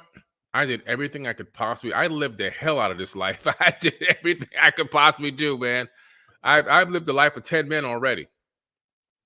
I think the same thing, and there's more to do. Yeah, there's more to do, and so can we stay on this for a second? Let's stay right here. Yeah. What makes you say no? You mean in regards to what? Just on a challenge, or no, yeah, I love challenges, so I'm very competitive. As long as the challenge is not going to hurt me or someone else, I'm up for it. Now, if I take the challenge, okay, so if it's a challenge that's going to hurt me or do something to my body that I don't want to happen, I'm going to say no. But if it's a challenge that I feel is a healthy challenge, and I say yes, then I'm going to take that challenge to the fullest, and I'm going to believe that I can win and succeed at that challenge. So no is not in your vocabulary then? No, not really. I mean, except if it damages. So what about would you bungee jump? See, that's potential damage to my body, and I'll explain why. People have jumped off the bungee, and from the blood pressure swinging from the extremities to the head, it popped the retina. So there's a certain number of people it happens to. One out of every so many 100 people, they lose their eyesight. If I lose my eyesight, I can't be as functional as I want to be exploring ancient temples with no eyes. So that's a big no. That's a big no. And when I say safe zone, sometimes I'm going to stay in the safe zone. Yeah. Right? There's why take that kind of chance with things? But Jimmy, real quick though, we take a challenge in life every single day we wake up. That's right. Every day is an actual challenge, and what people do is they give in to the challenge, and they feel like they can't win. They succumb to the pressure. And like I tell people, if Michael Jordan walks up to me and challenges me to a game of basketball, imagine he's life. If I say yes, and you said yes when you opened your eyes, if I say yes, that means I believe I can beat Michael Jordan that day. Are the odds against me that he will probably beat me because he's Michael Jordan? Yeah. But at the same time, if I take the challenge in my heart of hearts, I believe today is my day. And I wake up every single day with that kind of mindset that today is my day. Today, I'm going to beat Michael Jordan today. Yeah. And when you wake up with that mentality and that mindset, it just does something to you. You have to. Okay, I'm going to share something else, very, very brief. But this is what I do every day. And I'm glad that I don't cheat. I don't cheat. When I open my eyes, I get up. Okay, I don't go, 5 more minutes, right? No, because I'm losing minutes. That's right. I'm losing minutes from the day. If my eyes pop open, I don't care, man. I swear to God, man. Yeah. I'll stay up till 2 a.m. I do this show until 10 o'clock, right? Then I eat a little bit. I'll watch some TV. I've got to wind down. The next thing I know, it's 1 a.m, 2 a.m, and then I'm starting to get tired. Remember, this is everybody else's 5 o'clock. Yeah. This is 5 o'clock in the evening for me, right? So I've got to wind down. I've got to complete my day. But so in most days, I get tired at around 1 a.m, 2 a.m. That's fine, right? My body is it's in its rotation. Yeah. But if I wake up and I look at the clock and it's 6:45, and I'll do that's only that's 5 hours. It doesn't matter. No matter. I do not go back to bed. Mm-hmm. I get up. Yeah. And that's it. And I don't cheat. Mm-hmm. That's it. I don't want to waste the day, man. I'm going to go beat Michael Jordan that day. That's right. I'm going to go take out Billy Carson. That's my goal. I'm going to take out Billy Carson. I'm going to call up Billy and take him out. That's what you do. Yeah. If I and I would love to know everything that you did today, right? From when you got up. If I went through my day, I I had an 8 a.m. Conference call with the network that's doing my new TV show. It was a 2-hour planning strategy session. That was at 8 a.m. Yeah. I was at 8 a.m., which means I had to be up at 7. I got to have coffee, got to take a shower, got to work out, got to get all that done. Boom. And that's 2 hours. And throughout the day today, all the way up to you and I are going to sound check at 6:30. Yeah. Right. And so now it's been 13, 14 hours I've worked today. And we're only halfway through the show. Yeah. Right. Yeah. Nobody's going to do this but me. That's right. What was your day like today? 5 a.m. wake up, 15-minute meditation, because I wanted to do something short and smooth. But I do a particular type of meditation on certain days. This was a manifestation meditation. Hit the gym, workout, then go to a breakfast. I like to be at my breakfast spot at 7 a.m. I don't like to eat breakfast at home. I just like to go out in the morning and get outside for some time, because I know sometimes I might be inside for most of the day. So I go out, I go to this particular breakfast spot, and I have a 7 a.m. breakfast no matter where I am. I try to eat at 7 a.m., get it out of the way by 7:30. I'm done. Let the food digest. And then today was actually a very big day, because I had to go all the way down to up to West Palm Beach to a big meeting in West Palm Beach. I took care of that 3-hour meeting, and then Junior, my driver, took me all the way down to South Miami, down to this venue that we're looking at, and negotiate a deal with those people. And then from there, I had to come all the way back up to Boca Raton, Florida, for another meeting. And on the way up up to Boca, we had 2 conference call meetings that we had to fulfill. So we knocked those 2 conference call meetings out. Then I had to get a quick lunch. Then I had to go live on a network. Then I had to take about 10, 15 minutes over there, go live again on another network. I got an hour off, I went live again. And then you called me for a sound check, and now I'm live with you. So that, and I'm doing the math. So that's 15 hours before Fade to Black. Yeah. That's how you do it. That's how you do it, man. And that's how, if that doesn't inspire you, what did you do today? What did you do today? There was a film. He's an artist. His name is Daniel, and it won an Oscar. It's a documentary, and do you want to do overtime? Yeah, sure. Yeah, let's do overtime, because we're at the end of the show. At the end of this, Billy, you're going to keep working. So I watched this documentary. This was around 1998, and it's about a baby, an infant, that is paralyzed with a disease from the neck down. Wow. Wrapped in so anyway, and nobody knew he's in this, and so this documentary film crew is filming him as an infant, and he learns how to roll, right? That's how he couldn't walk. Yeah. But he's a couple months old, then he's a year old, so he would roll to get around, right? Wow. Nobody knows anything. They don't think he's learned but what he is doing is he's listening, right? He's listening. He's learning languages, but nobody knows. He can't talk. Yeah. He can't talk, can't walk, can't do anything.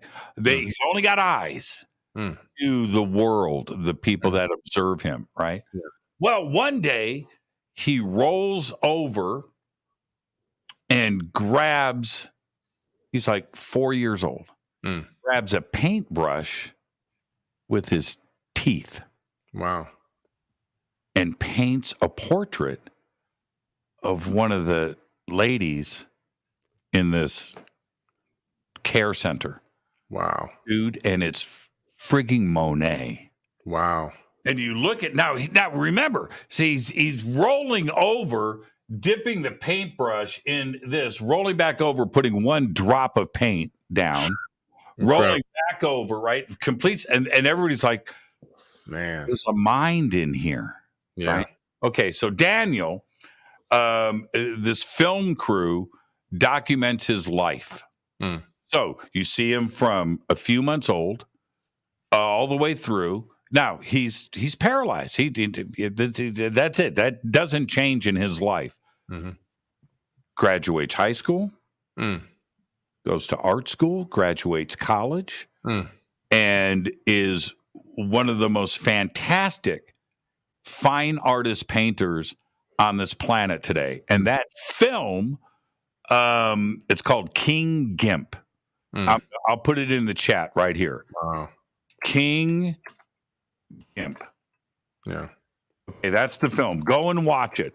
It won an Oscar, right? Wow. So I'm watching this film, and when I find out, and I start crying, dude, tears. It's uncontrollable what the emotions that I'm going through. Right. And I sat back and I thought to myself, I suck. I'm complaining. Right. I am. Right. I'm actually complaining about stuff. Yeah. What right do I have when this young man who had everything going against everything, Billy, everything, and today he's a friend. You can go. I've reached out to him. We have talked over the years, and I reached out to him, and we became friends. Wow. King Gimp. Watch that film, Billy. If somebody like you needs to be inspired to take things up one more level into stratosphere, watch that film. I'm watching it tonight. Watch it. And anybody listening to my voice right now, I put it up there. It's called King Gimp. Go and watch that. Then go look at my Twitter feed, and you will see that Daniel and I are following each other. And we've been friends on Facebook and everything else for, I don't even know now. Wow. I don't know how many years. It's been a long time. Wow. And it's one of those things where it's so easy for me to say to somebody, well, what have you done today? What have you really done with your life? Right. What have you really done? You think you've done something? You haven't done anything. Go watch King Gimp. Right. Go watch that. And then tell me that you've done something. Incredible. It's one of the most inspiring things. So let's circle back. Billy, stay right there. I'm so inspired. Let's keep this conversation going. Let's take a break. And I hope Elizabeth isn't upset. Okay. Tell Elizabeth to go have another surf and turf.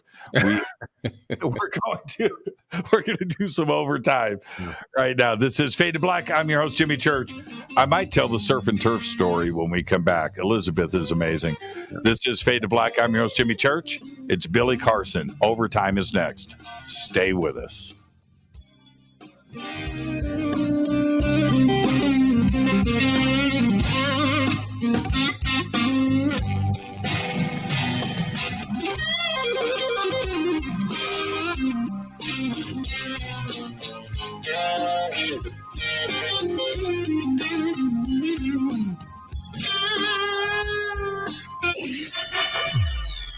You're listening to Jimmy Church and Fade to Black on the X.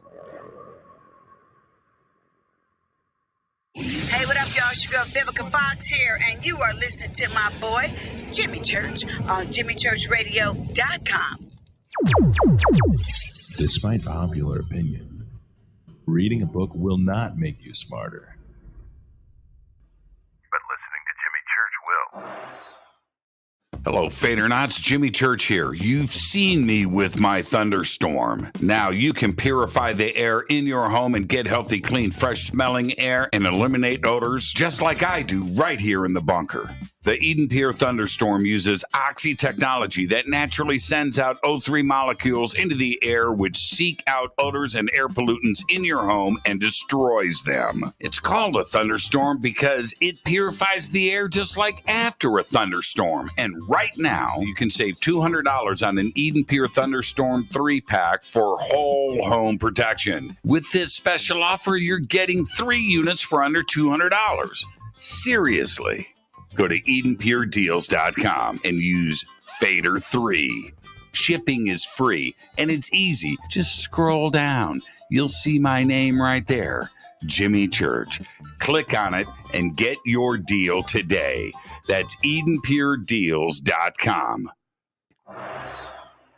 This is Billy Carson, founder and CEO of ForbiddenKnowledge.tv. ForbiddenKnowledge.tv is the fastest growing and one of the most watched networks in the world. And I would like to personally invite you to check out our expanding library of TV, film, lectures, and special presentations. ForbiddenKnowledge.tv has over 6,000 videos covering lost history, health, UFOs, spirituality, and our future. We are committed to our community, and with my personal invitation, you can right now get your own free 30-day membership at ForbiddenKnowledge.tv. Your own library of information starts today at ForbiddenKnowledge.tv. Your 1 million gigawatt paranormal powerhouse, KUNX-DB, VX. Are you ready to read about true paranormal events? M.I.T Media publishes nonfiction books about UFOs, ghosts and haunted places, time anomalies, cryptid creatures, and more. Just like KUNX-DB Radio, it's all about unexplained phenomena. Visit www.unxmedia.com to see our list of great book titles by Debbie Ziegelmeyer, Gene Walker, Devin Listrom, Wayne Lawrence, Bill Spicer, and yours truly, Margie Kay. That's unxmedia.com. Introducing the Game Changer blend from River Moon Coffee that delivers a customized blend made specifically for the Fadernauts. If the game is rigged, change the game. It's a bolder cup with some bite. Game Changer is the coffee of choice for those that prefer an organic dark roast that is slightly lighter and milder, but it's still dark. With wild notes of pecans and chocolate with a rich, balanced, full-bodied cup that is roasted to perfection for a great coffee to start your day, as an after-dinner coffee or anywhere in between. Artisan, small batch roasted to perfection. USDA certified organic, all River Moon coffee is freshly roasted and packaged in the USA. Just go to rivermooncoffee.com or click on the banners over on our site and use the promo code F2BBLEND for 15% off of your order today. rivermooncoffee.com. Are you intrigued by Paranormal Talk Radio? You'll love the new Paranormal Radio app from TalkStream Live. You'll find a great selection of talk shows covering UFOs, ghosts, strange phenomena, and much more. Download the Paranormal Radio app now and start listening to the very best in paranormal talk entertainment, including the network you're listening to right now, the Paranormal Radio app, free in Google Play and the iOS App Store. This is Erica, Brittany, Gabby, and you're listening to JamieChurchRadio.com. It's not a lifestyle we chose. We were born this way. This is KJCR at JimmyChurchRadio.com.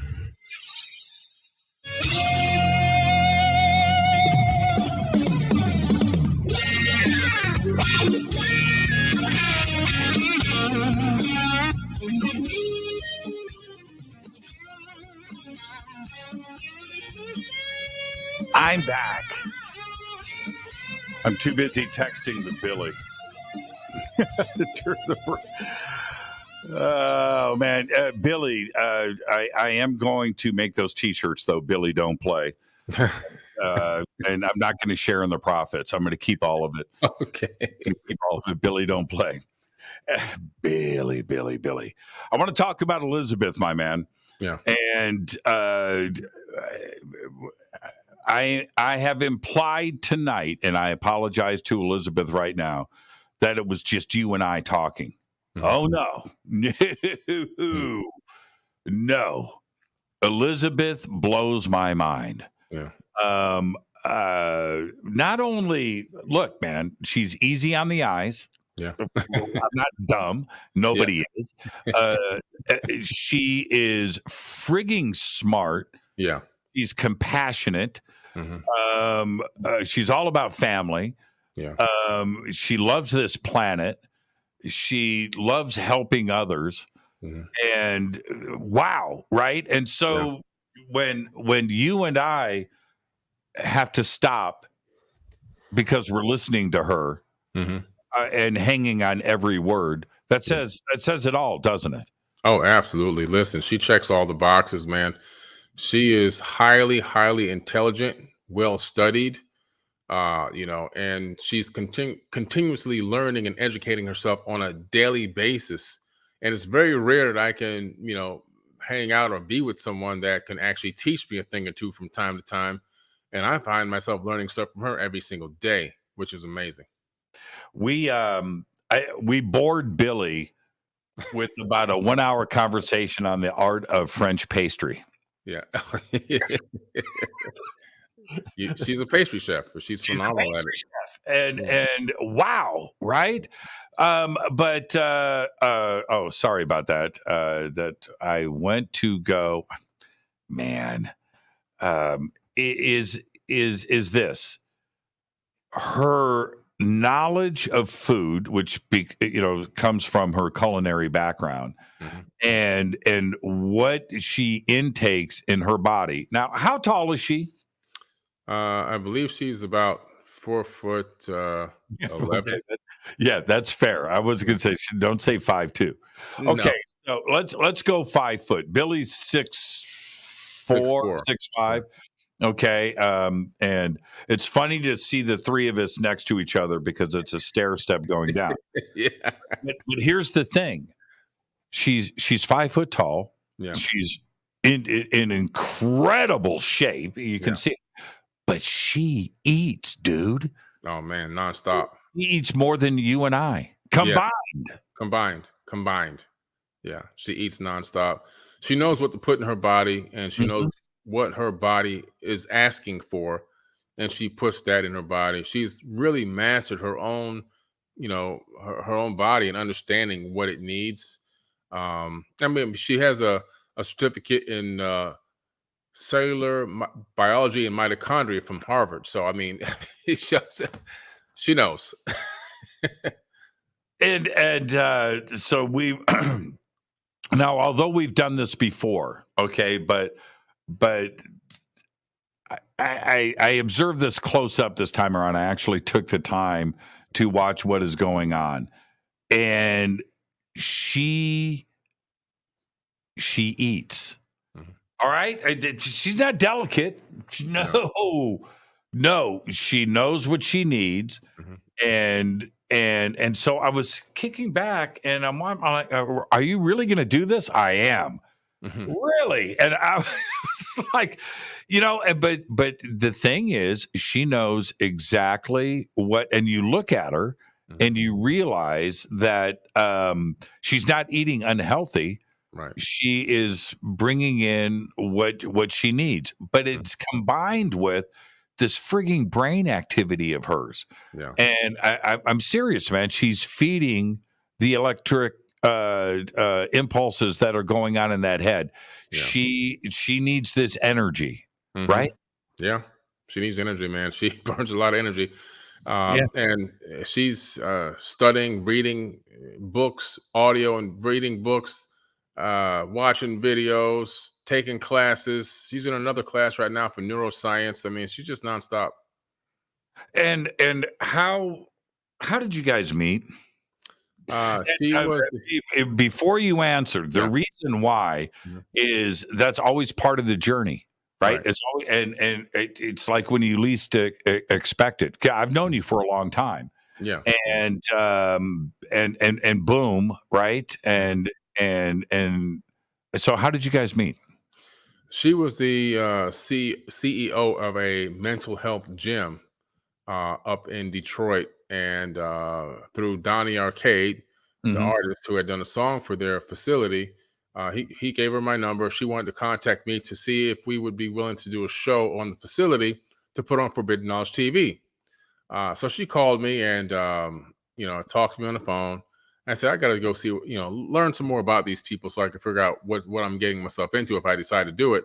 And I came across her Instagram account and said, oh, she looks beautiful, And she's like, well, if you come up on these days, I'll be here. But if you come up on these dates, I won't be here. So, well, I'm not coming up there if you're not there. But long story short, I went up there and I did the show on the facility. I spent some time with them up there. I didn't make any moves on her or whatever. I didn't know that she was even potentially like me. I was trying to keep it very professional. I didn't want to offend anybody. I didn't know what the situation was. But then on the way out, I found out on my way back home that from one of her assistants that she actually had some interest there. So ironically, 2 days later, they're in West Palm Beach. I'm in Parkland, which is like Fort Lauderdale, and they're in a busted Airbnb. The Airbnb lied on the application, and I told them, "Hey, I got this big giant house here with nobody in it but me. It's brand new construction, just remodeled. Come on down." They came down to my house, and we hung out for a few days, and I got to talk to her, hang out with her, and it was like, we just hit it off right from the beginning, and we've been together ever since. Smooth. Yeah. Smooth. So you're in debt to Donnie Arcade then for the rest of your life? Yeah, absolutely. That's what Donnie has on you. It's all clear now. It's all clear. Donnie's laughing. He's laughing.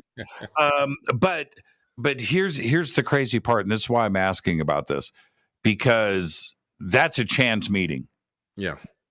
You had, how cool is it, and how amazing, how fantastically fantastic is it that she understands everything that we do, right? And the search for knowledge and the search for truth, a lost history, hidden history, consciousness, and all of that just came complete. That's how amazing is that?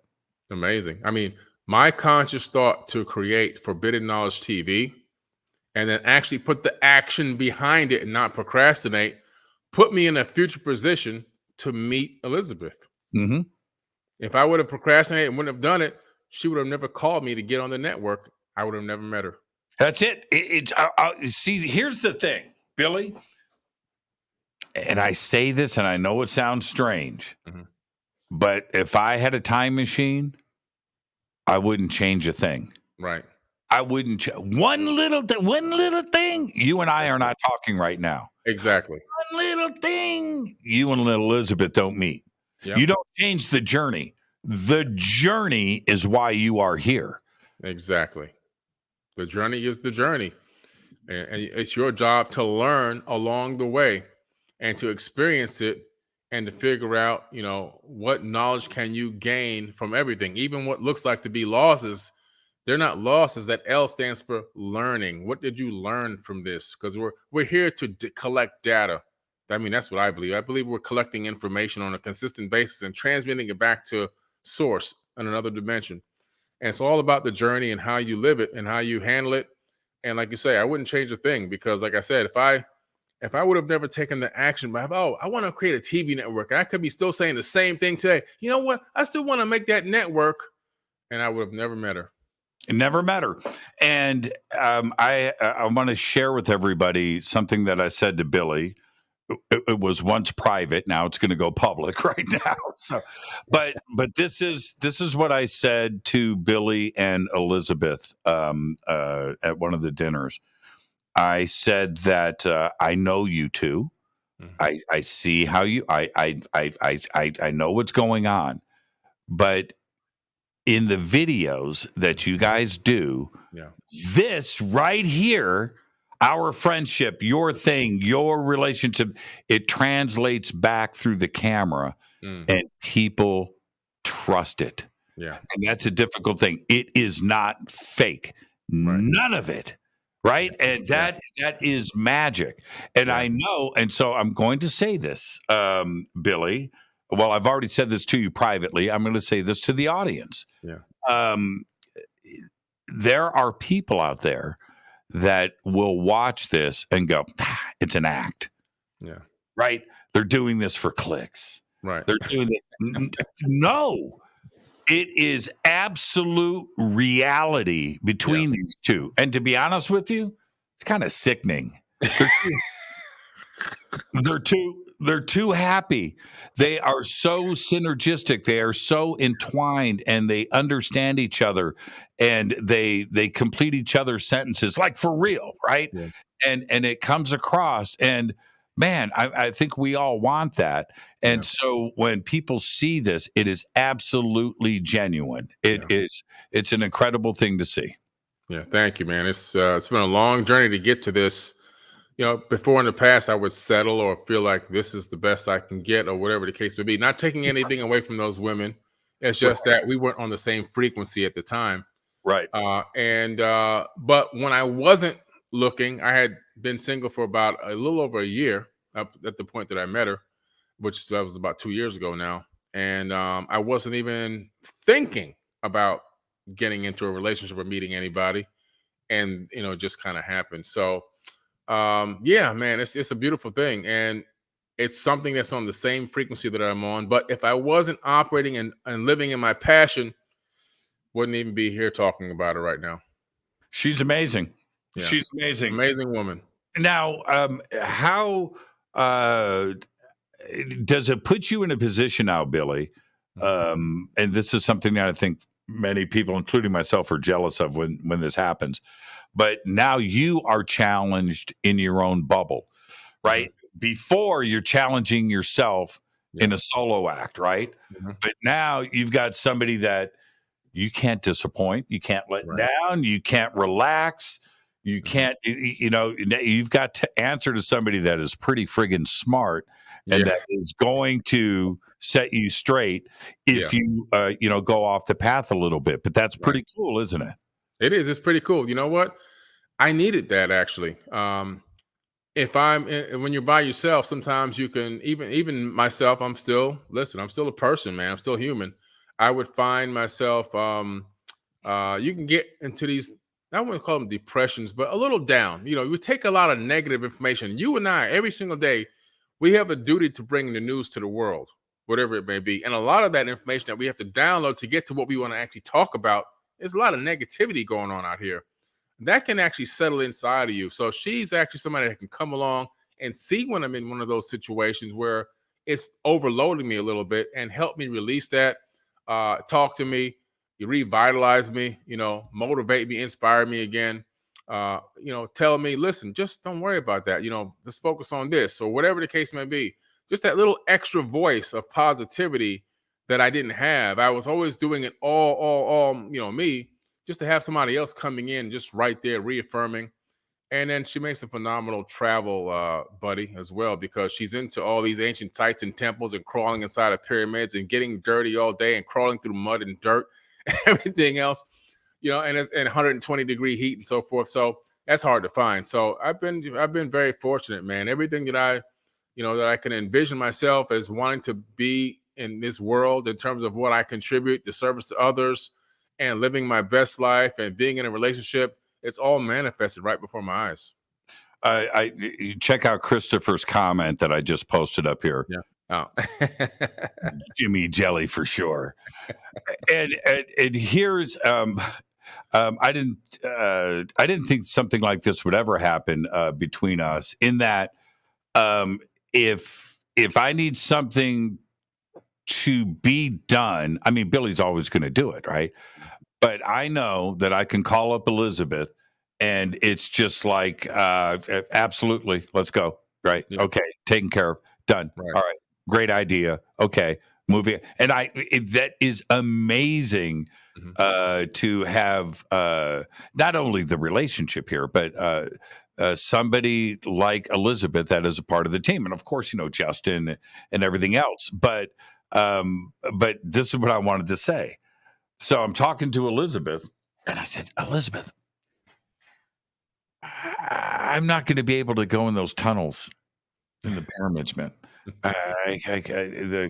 Come on, Jimmy. And it was just like, and that's, she not only is inspiring, but I can tell that she just wants to get it done, and she challenges herself. And when she looked at me and she was like, man, don't be a wuss, man. Come on. I did it. Let's go. Me and Billy did it. Billy crawled on his hands and knees for 2 hours. Right. Come on, let's go. But that's really true, right? She just absolutely challenges you every step of the way. She does, man. She does. I don't want to have her one up me. So I'm like, okay, I'm in. Let's go. But yeah, she's great, man. Beautiful woman, very intelligent, self-made woman. A lot of people think, oh, Billy put her on and made her rich. No, she was already rich when I met her. So, hey, listen, She was already had her own thing going on, her own real estate properties and investments and businesses and everything else. And she's just a brilliant person. Yeah, she's amazing. She's amazing. All right. What a great night tonight, but I don't want this to get away. The challenges and the projects that are coming up. What can you disclose right now? What can we expect in the near future? Besides, we're going to Joshua Tree in a couple of weeks. Yeah. We've got Egypt coming up. Beyond that, what else is going on? Well, we're going to have the Forbidden Conscious Awards in 2023. It's going to be a huge project, and it's going to be an amazing. It's going to be an amazing night. A night where people will get rewarded for the work that they've done over the years in various categories of the community. And also, we're going to do a Lifetime Achievement Award as well. And a lot more information is coming on this very, very soon. We just secured the venue today. It's a massive, super glamorous venue. It's breathtaking. It's the same level as the Oscars. Yes, it is. It is. It is. When okay, so that'll be. Okay. We were going to announce this in a couple of weeks, but Billy, so much for that. I forgot about that. Yeah. Okay. But okay, this is how you get inspired. Yeah. Let's talk about the origins of this. This happened in a phone call between us 2 months ago. Yeah, about 2 months ago. About 2 months ago, Billy goes, Jimmy, I have this idea. I want to run this by you, and I hear Elizabeth talking in the background, right? So we're doing this 3-way thing, and by the end of the day, the next day, it was pretty. The idea. Yeah. Right. The genesis of the idea was pretty solidified.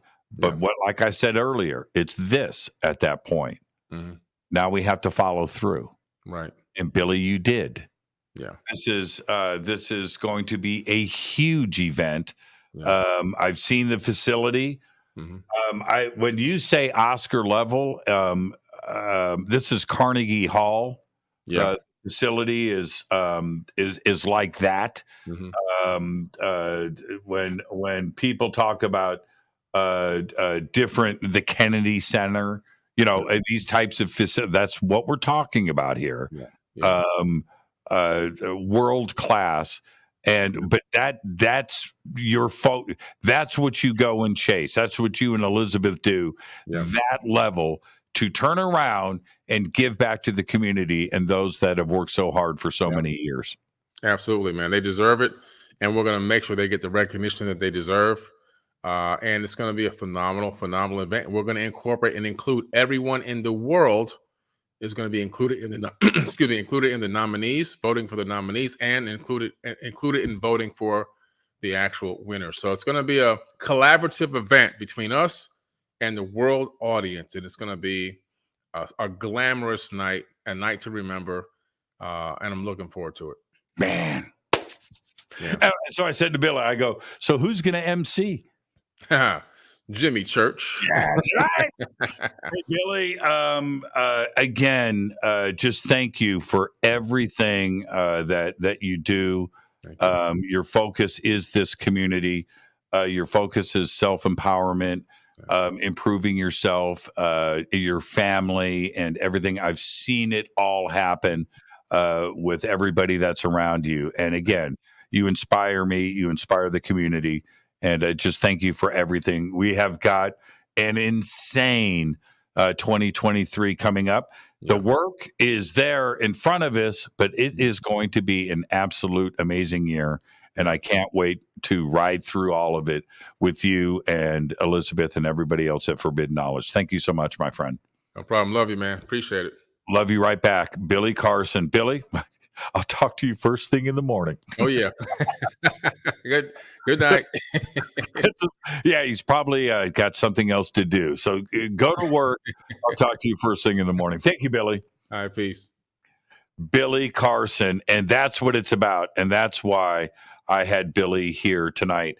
I got back on Monday morning, and was so energized and thought to myself, this needs to be this vibe, this thing needs to be shared with the community. It is just absolutely incredible to see Billy get it done.